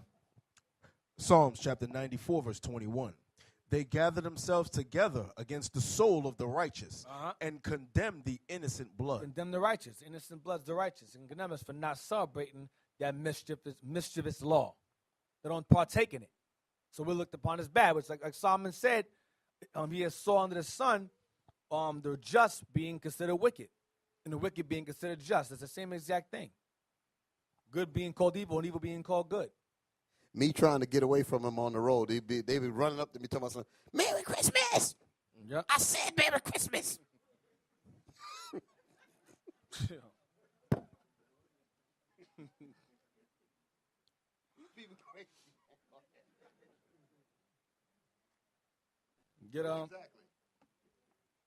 Get 1 Corinthians 10, verse 20. The book of 1 Corinthians, chapter 10 and verse 20. But I say that the things which the Gentiles sacrifice, they do sacrifice to devils. Read again. But I say that the things which the Gentiles sacrifice, they sacrifice to devils and not to God. That's what we do. They don't sacrifice it to God. That's not about God. It's about themselves, about their greed and their lust. Them idols. Go ahead. And I would not that ye should have fellowship with devils. Do not have fellowship or friendship or partake with devils. Go ahead. Ye cannot drink the cup of the Lord and the cup of devils. You cannot serve two gods. You cannot serve two masters. You cannot serve your own idol and then serve God at the same time as either one or the other. Go ahead. Ye cannot be partakers of the Lord's table and of the table of devils. Do we provoke the Lord to jealousy? Are we stronger than he? No, we're not. We cannot sit there and trim our way to seek love. when my parents, when my mom and dad want to see me, you know, so just for one night, I'm going to go over there. I don't want any gifts. I'm just going to sit there with them and try to bring them the Bible. Don't lie to us. Don't come with that nonsense. Yeah, you know, I'm going to go over there, you know, just spend some time with them real quick, you know, sit down with them, you know, try to give them the scriptures and show them, you know, why it's wrong on the day of. Stop that. Don't do that. We've heard that for years. It's a lie. Stop doing it. You're there because you want to be there because everybody else is going to be there. Don't sit there and make things up, that's that cognitive dissonance again. Trying to reduce the discomfort of leaving your family, not being there for your mom. Your mom and dad want to see you. They expect to see you like they do every other year. So just to not hurt their feelings too much, I'll just go. I'll just sit around. I won't take the gifts. I'll just watch them open the gifts. I'll watch them open their own gifts. What the hell you there for in the first place? Don't be there at all. They ain't going to take you serious if you sit there with them. They ain't going to take you seriously. I go right back to them saying you can't reprove. You sitting there, you can't reprove nobody if you sitting there with them. You can say, nah, I'm good. I ain't celebrate that no more. So I ain't going to eat the turkey, but you're sitting there. Right, just smelling it. Smelling it. Won't you have some turkey? Your Amos 5:21.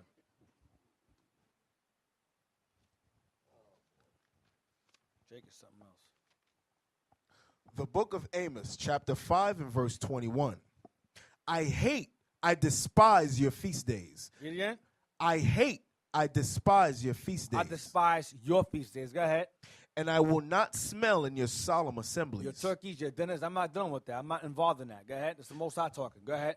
Though ye offer me burnt offerings and your meat offerings, I will not accept them.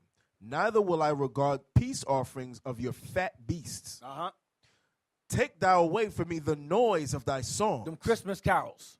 I don't want to hear that. I don't want to hear that the Lord is saying. I don't want to hear no dumb songs. Go ahead. For I will not hear the melody of thy viols. I don't want to hear those songs. I don't want none of that nonsense. The Most High does not like those Christmas carols, none of those themes. He's not into that. That's not his feast day. That's your feast day, not his. That's the world's feast days, the world's feast day songs. Get Matthew 10:35. The book of Matthew, chapter 10 and verse 35. For I am come to set a man at variance against his father, and the daughter against her mother, and the daughter-in-law against her mother-in-law. Right, you're going to have problems. Those of you coming to this truth not to have problems, I feel sorry for you. You come into this truth, you're going to have problems. You're going to make enemies you don't want, primarily of your own household. Read again, 35. For I am come to set a man at variance against his father, and the daughter against her mother, right, and the daughter-in-law against her mother-in-law. And a man's foes shall be they of his own household. Most of the time in the truth, your first enemy is your relatives, your mother, your father, your brother, your sister, your husband, or your wife. Those become your first enemies. The first one you crazy. You're in a cult. You crazy. You celebrate what? Why? When you explain to them why, I don't want to hear why. But you just ask me why. I don't want to hear it. That's damn demons. One time I told a relative, I said, you want to see in the Bible? I'm trying to explain it. One time I tried. One time I said, I'm going to show you in the Bible. They was like, no. That was a woman. That was a demon. That was a woman's voice. That was a woman. I was talking to a woman. Cognitive She said, demon. no. I was like, wow. Time to go. Head start spinning. It's time. It's a wrap. It's time to leave. Read again. For I am come to set a man at variance. No, 36. Verse 36. A man's foes shall be they of his own household. You gotta understand that. In this truth, your enemies are going to be those who are most closest to you, friend or family. And you have to accept that. Otherwise, you're going to fall. Next verse. He that loveth father or mother more than me is not worthy of me. Loving them is by going to their house anyway, knowing they're celebrating the devil. That's loving the father or mother more than God.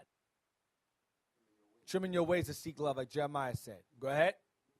And he that loveth son or daughter more than me is not worthy of me. To go back to them kids, you put your kids first. So my kids celebrate it. I don't hurt their feelings. Or the other kids are going to brag to my kids about how they got this gift and that gift and this gift and that gift. So I have to do it. Because my kids will be depressed.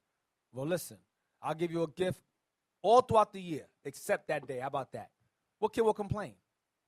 What child will complain if you give them gifts throughout the year? They cannot complain. Yeah, that's true. That's true. That's true because there's the peer pressure, the crowd. But it's your job to instill in your children to not have any care or concern for that day at all. That's the dangers of the world. That's the dangers of the world. It's the influence. The influence is the dangers of this world. Get Ecclesiasticus 6 and 13.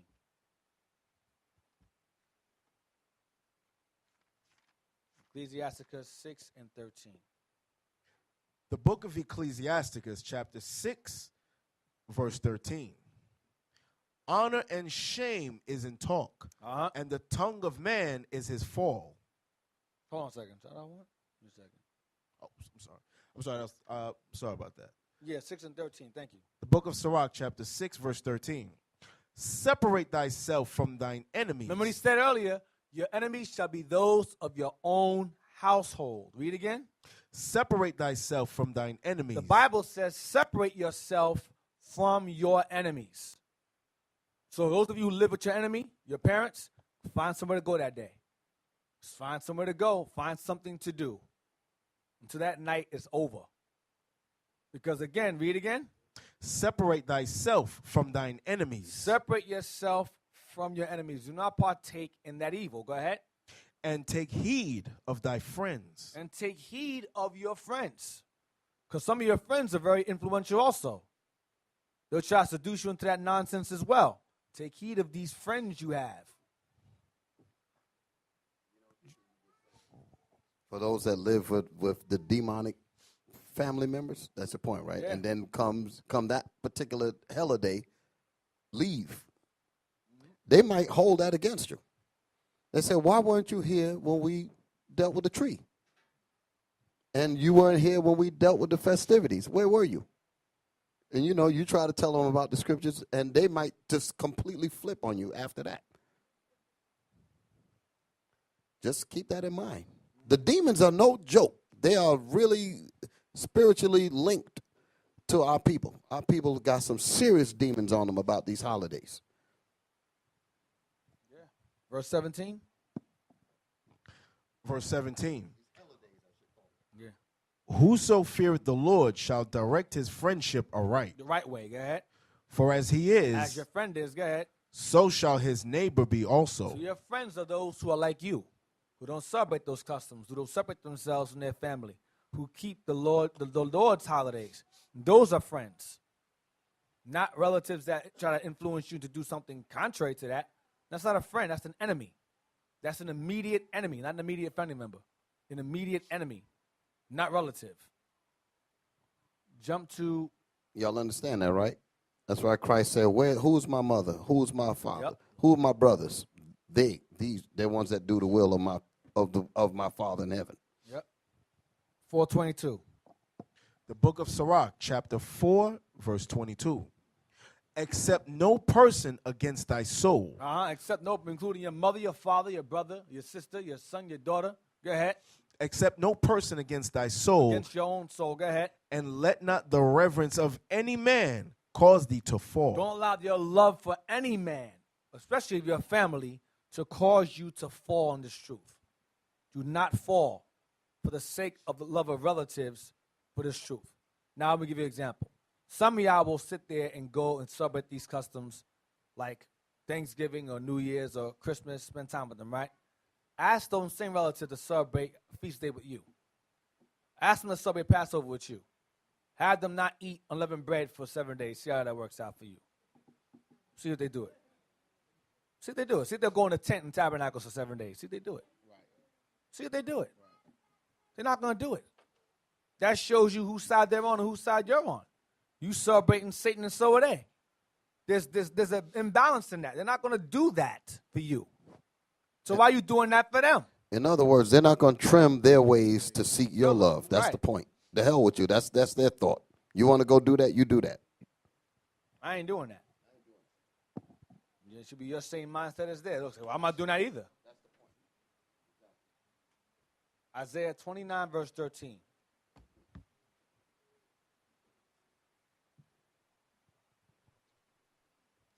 The book of Isaiah, chapter 29, 13. verse 13. Wherefore the Lord said, for as much as this people draw near me with their mouth, and with their lips do honor me, but have removed their heart far from me, and their fear toward me is taught by the precept of men. These holiday habits come from someone. They didn't just fall in our lap out of nowhere. We came up with them slave ships. We weren't celebrating no damn Christmas. These things were introduced to us. They were forced into our minds through slavery, through oppression, colonialism, enslavement, indoctrination. That's how we learned it. And it became generational. Where now we celebrate these things and have no idea why we do it, because our parents imparted it onto us. So now we do it by nature. We do it by impulse. Okay? Read on. Therefore, behold, I will proceed to do a marvelous work among this people, even a marvelous work and a wonder, for the wisdom of their wise men shall perish. That's what's happening right now. The wisdom of our oppressors, wise men, is beginning to die. People are starting to wake up. We no longer live in a world of ignorance. There's no ignorance. We live in an age where it's no longer an excuse to be ignorant. You have internet, you have Google, you can go online. What is the origin of Christmas? Boop, and you'll see it. It pops up. It's no longer go to the library, go through all these books. It's common. Ignorance, we no longer live in an age where ignorance is an excuse. You either ignorant or you're willfully stupid as hell. It's one or the other. There's no gray area. That's deep what you just said there, Deacon. Because as the satanic rulers of this system that allows, like what you said, this is an age where you can go and just Google the origin of Christmas and it all pops up. Yeah. He's so bold in saying to himself, I'll put the truth out there. I will allow them to research it, and they still will celebrate my holidays. Yeah. And he gets off on that. Yeah. Read again. Therefore, behold, I will proceed to do a marvelous work among this people, even a marvelous work and a wonder. That wonder is us waking up, us beginning to rise up as a people, coming to our nationality, repenting, learning that we're Israelites. That's a marvelous work. That's a marvelous change that people are beginning to see, and the heathens don't like it. And the jakes who are in the sunken place, they don't like it either. They don't like it either. Go ahead. For the wisdom of their wise men shall perish. But the wisdom of the wise men who taught us their precepts back in verse 15 is starting to die off. It's starting to get old. Listen, I'm not celebrating that. That's evil. Go ahead. And the understanding of their prudent men shall be hid. Shall be removed, and no one will see it anymore. Go ahead. Woe unto them that seek deep to hide their counsel. No. Hold on a second. Read that. I'm sorry. Read that. Verse 15. Woe unto them that seek deep to hide their counsel from the Lord. These customs, these holidays, there's think tanks behind this stuff. Back in the day, you had Halloween. Halloween took place at the end of October. Now it's almost damn near a month-long celebration. I'm seeing people wearing hot costumes October 1st, 2nd, 3rd, 4th, 5th. Then as October is ending, Thanksgiving's coming in. You go into the store, you'll see like the Thanksgiving stuff. Then as December comes, music's playing. Then as they move you into, transition you into Christmas. Then into New Year. Then they keep you constantly brainwashed, constantly brainwashed. Read again.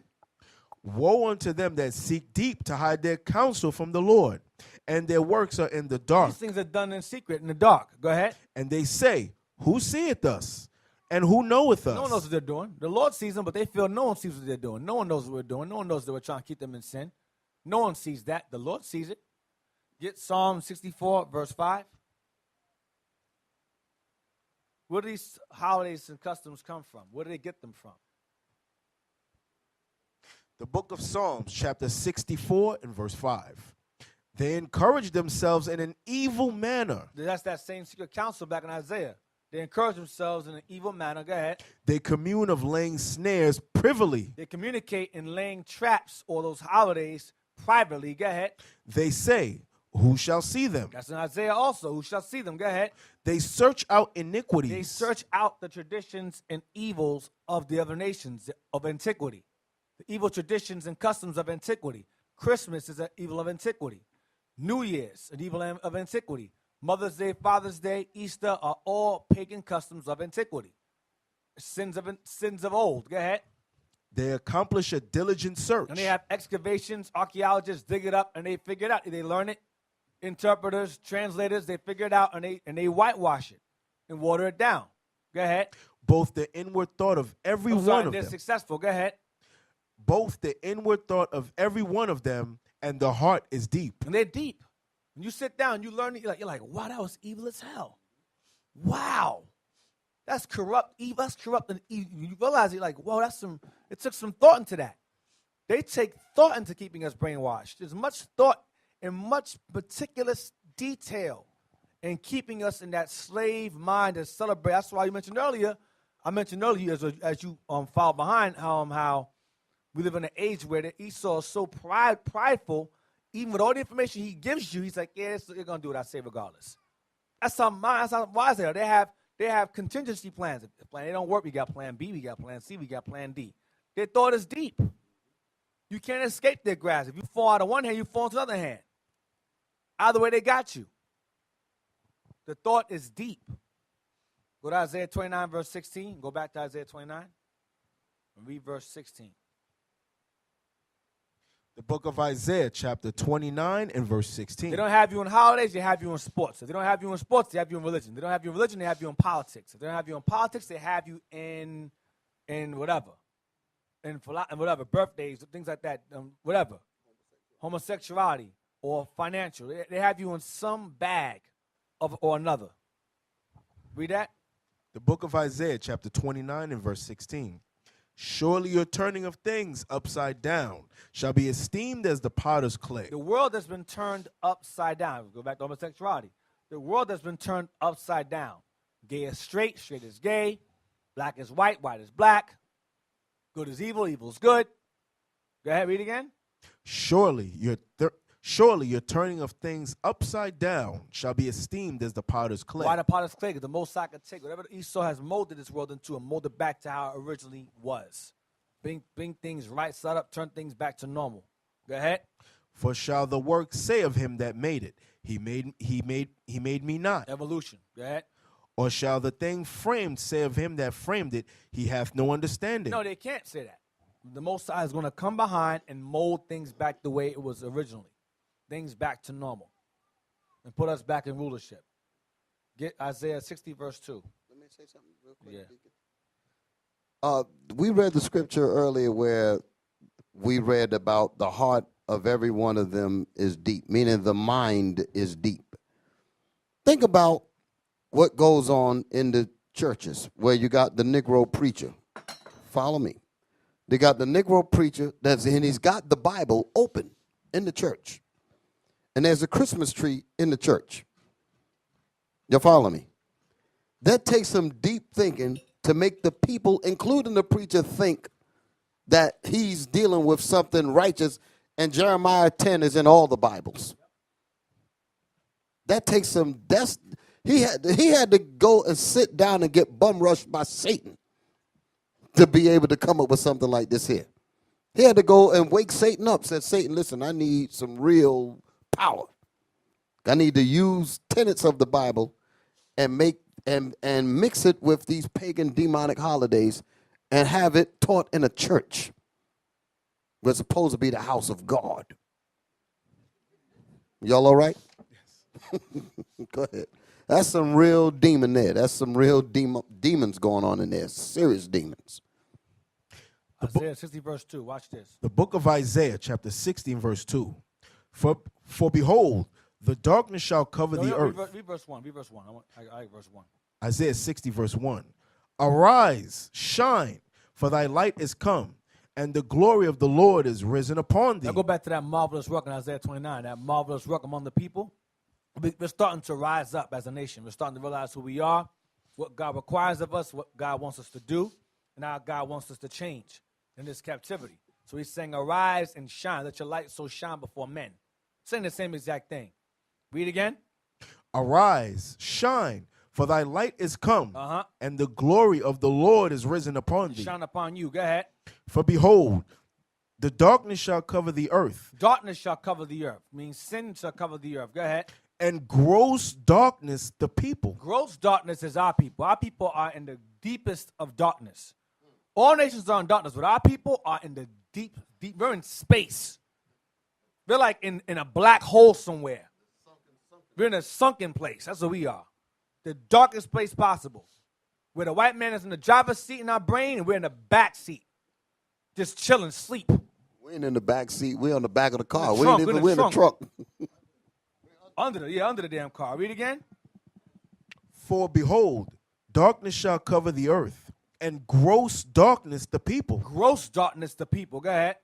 But the Lord shall arise upon thee, and his glory shall be seen upon thee. Because some of us are going to wake up out of that darkness and come out of it. That's what's going to happen. Go to Jeremiah 51, verse 7. The book of Jeremiah, chapter 51 and verse 7. Yep, watch this. Babylon hath been a golden cup in the Lord's I hand, mean, Babylon rules. Go ahead. that made all the earth drunken. All nations follow behind Babylon's example, including modern Babylon, America. Go ahead. The nations have drunken of her The wine. nations have drunken her wine. Go ahead. Therefore the nations are mad. The nations are crazy too. And then you have Muslims who have their God Allah, their God, and they celebrating Christmas. That's a so-called Christian holiday. You have Muslims celebrating Christmas. That's madness. You have atheists celebrating Christmas. That's madness. Buddhists, Hindus celebrating Christmas. That is madness. Kemetic Negroes in the unconscious community celebrating Christmas. Madness. Well, they're in gross darkness. But the nations themselves who have their own gods, even the Chinese, Japanese, they have it's madness. But our people are more mad. We're in gross darkness. Gross means the complete. We're in a complete darkness. You have net and you have gross. We are in gross darkness. All the darkness is like we're right in the middle of it. The nations is jacked up, but we are far worse. You can't even see us. You can't even find us in the You darkness. can't even see us in there. Nations You're in the room looking for them. You can't even find them. You'll feel a heathen. Oh, there you go. Yeah, Jake, yeah. where's Jake? Jake, he gone. Oh, he's gone. I can't get that. I can't. I'm going to get lost. Get 13, verse 16. Same book. Jeremiah chapter 13, verse 16. Yep. Give glory to the Lord your God, before he cause darkness and before your feet stumble upon the dark mountains. That's us. The Most High said, give glory to me, or I'm going to put you in darkness. And before your feet stumble upon the dark mountains. Go ahead. And while ye look for light, he turn it into the shadow of death and make it gross darkness. So the shadow of death is gross darkness. The shadow of death is slavery. That's what it is. The shadow of death, because your people, we're not really dead, literally. We're spiritually dead, so it's a foreshadowing. It's a shadow of death. Wherever Israel scattered abroad, we are in the shadow of death.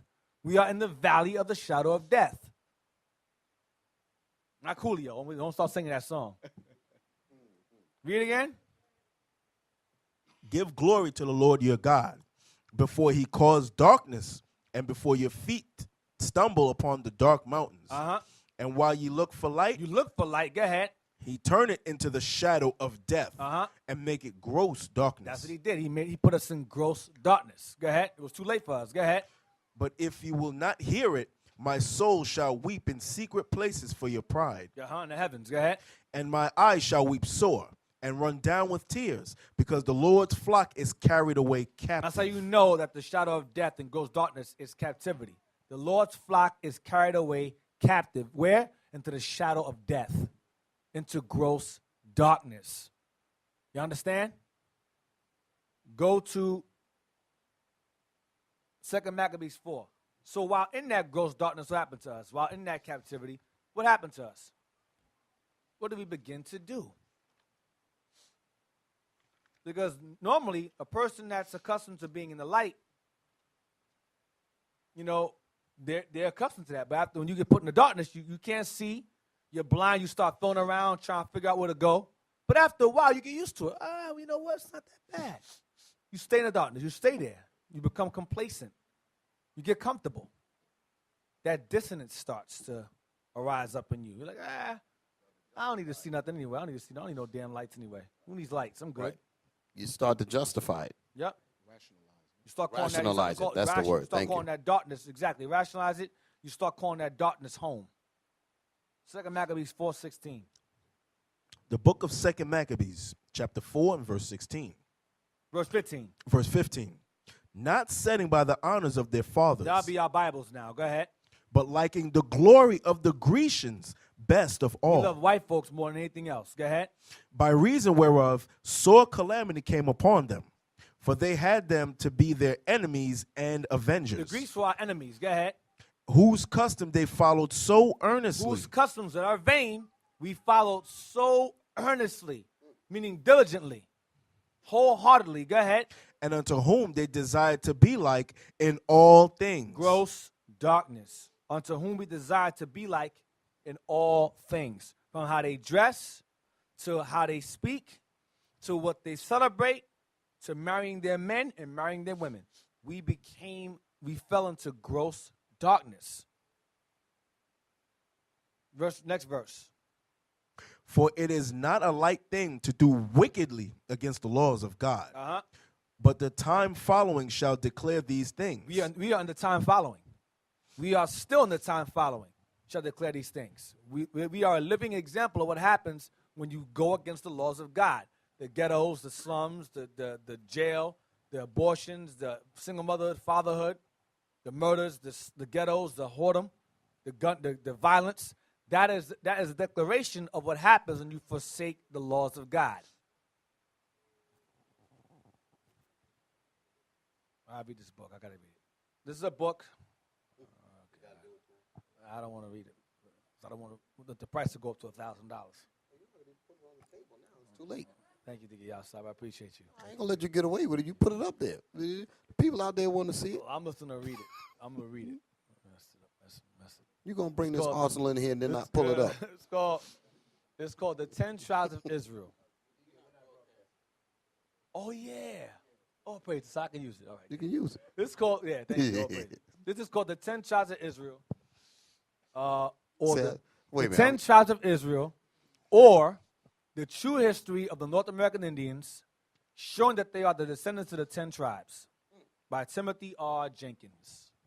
What's the book called again? Say it again. Title? The name of the title of the book is The 10 Tribes of Israel, or the True History of the North American Indians, showing that they are descendants of these 10 tribes, Right. by Timothy R. Jenkins. Right.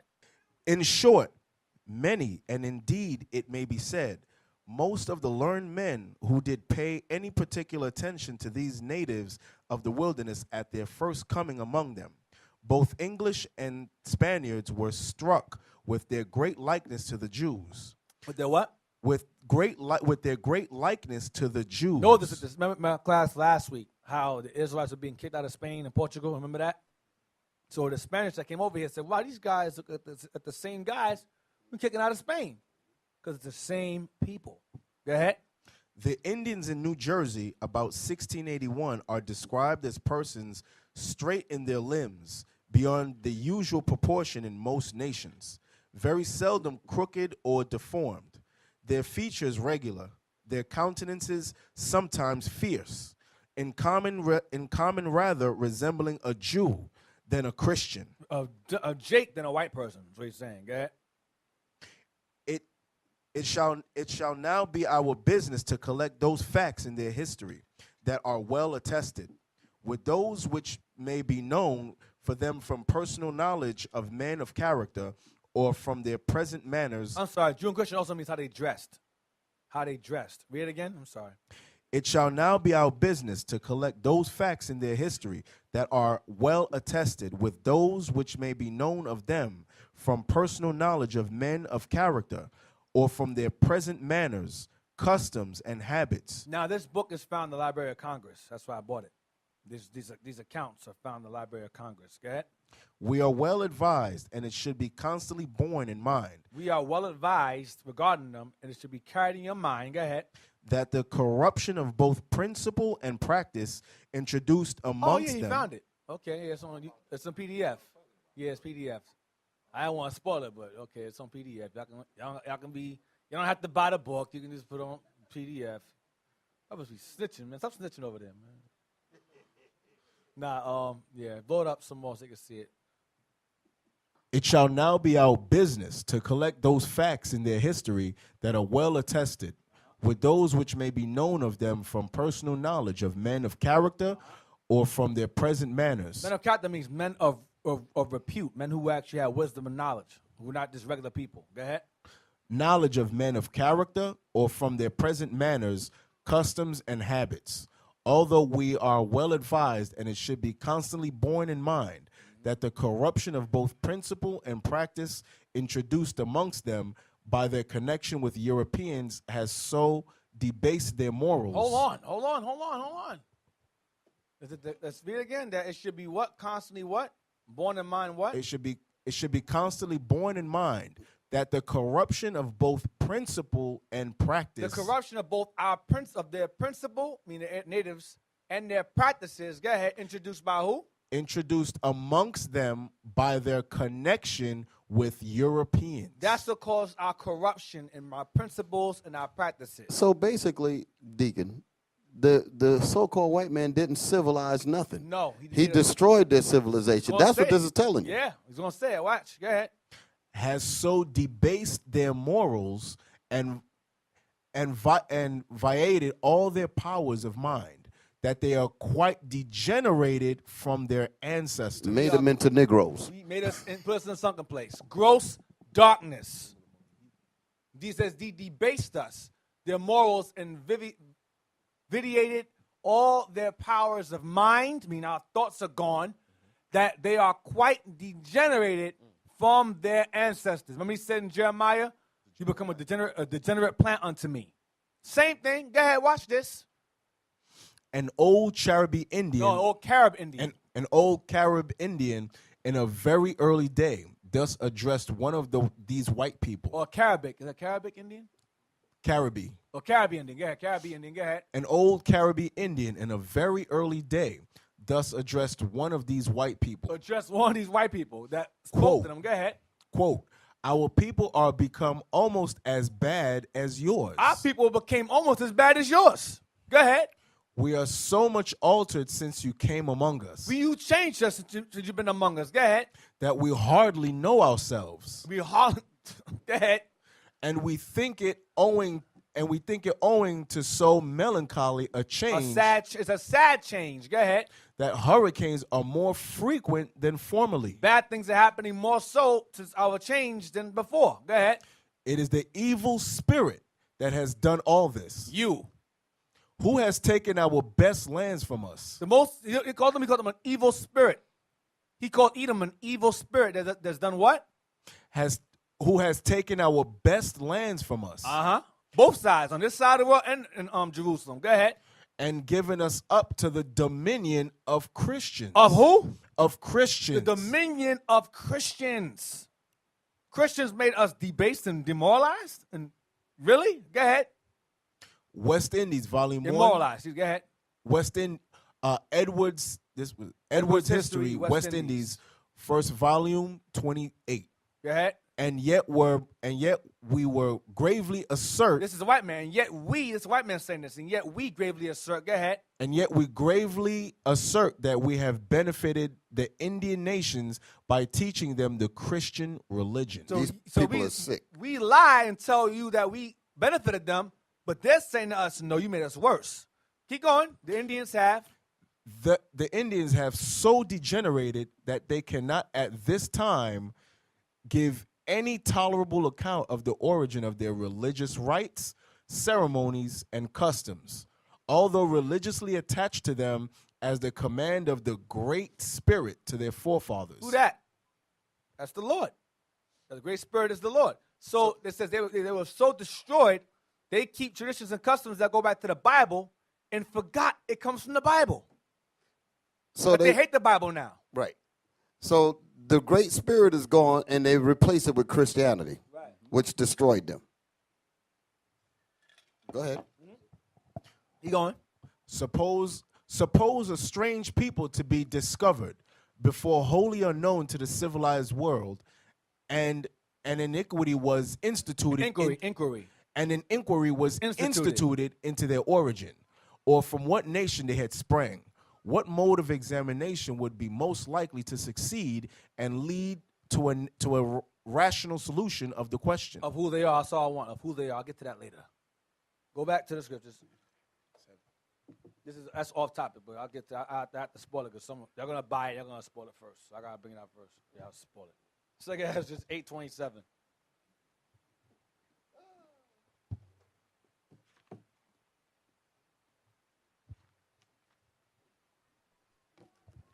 The book of 2 Ezra, chapter 8 and verse 27. Regard not the wicked inventions of the heathen. Regard not the wicked inventions of the heathen. Go ahead. But desire of those that keep thy testimonies in afflictions. But desire those like you who keep the commandments of God while in captivity, while in the afflictions. Do not regard the inventions of the heathen. These holidays are inventions of the other nations. Go to 1 Peter 2 and 9. 1 Peter 2 and 9. Read the verse 12.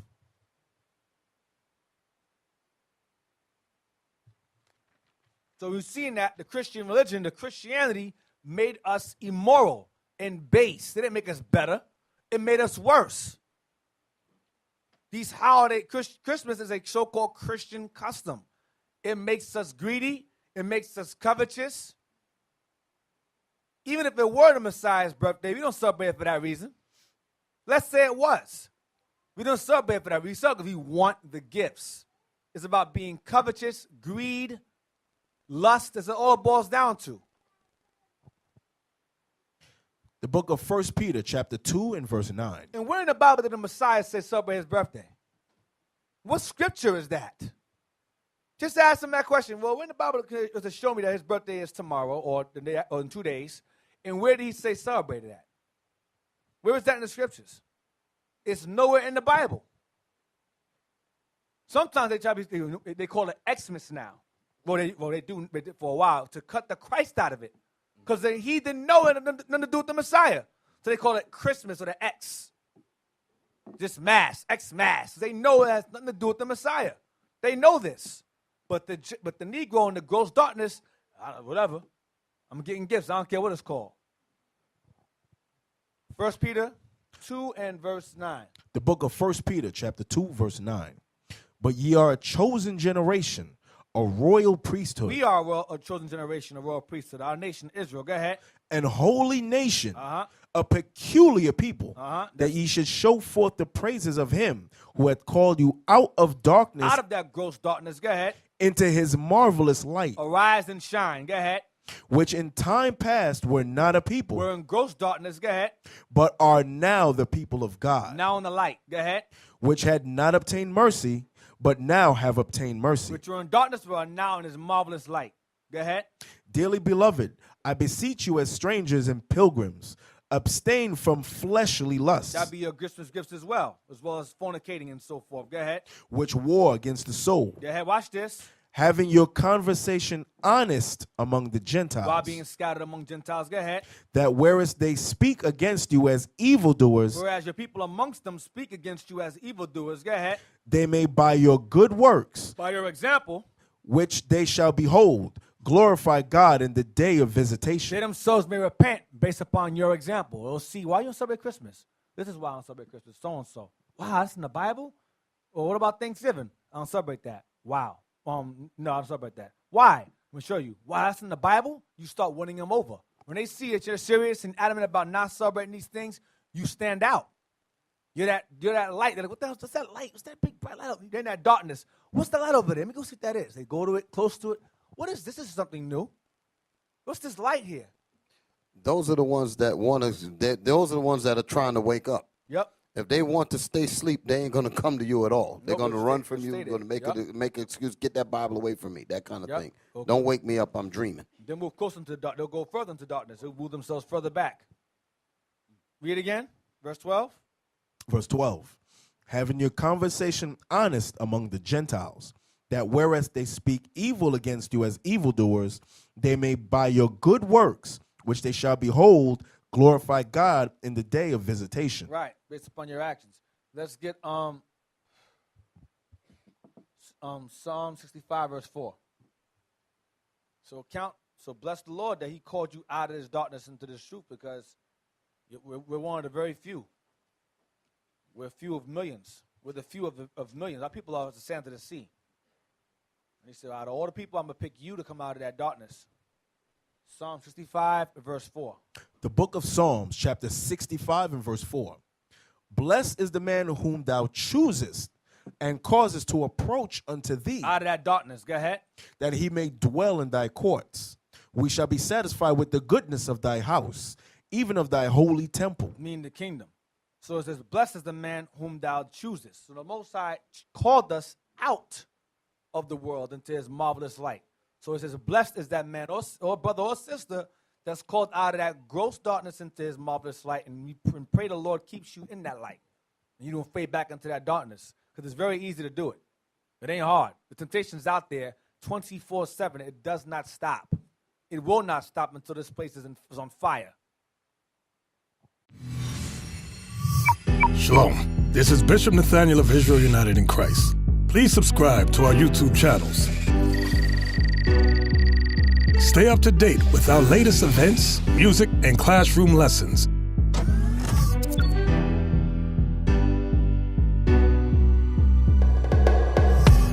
IUIC plans to continue visiting different countries where this gospel has not been preached before. IUIC needs your help in pushing this truth.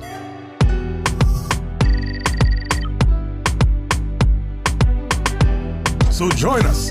Subscribe to our Instagram, Facebook, Twitter, and podcast, and stay up to date with us.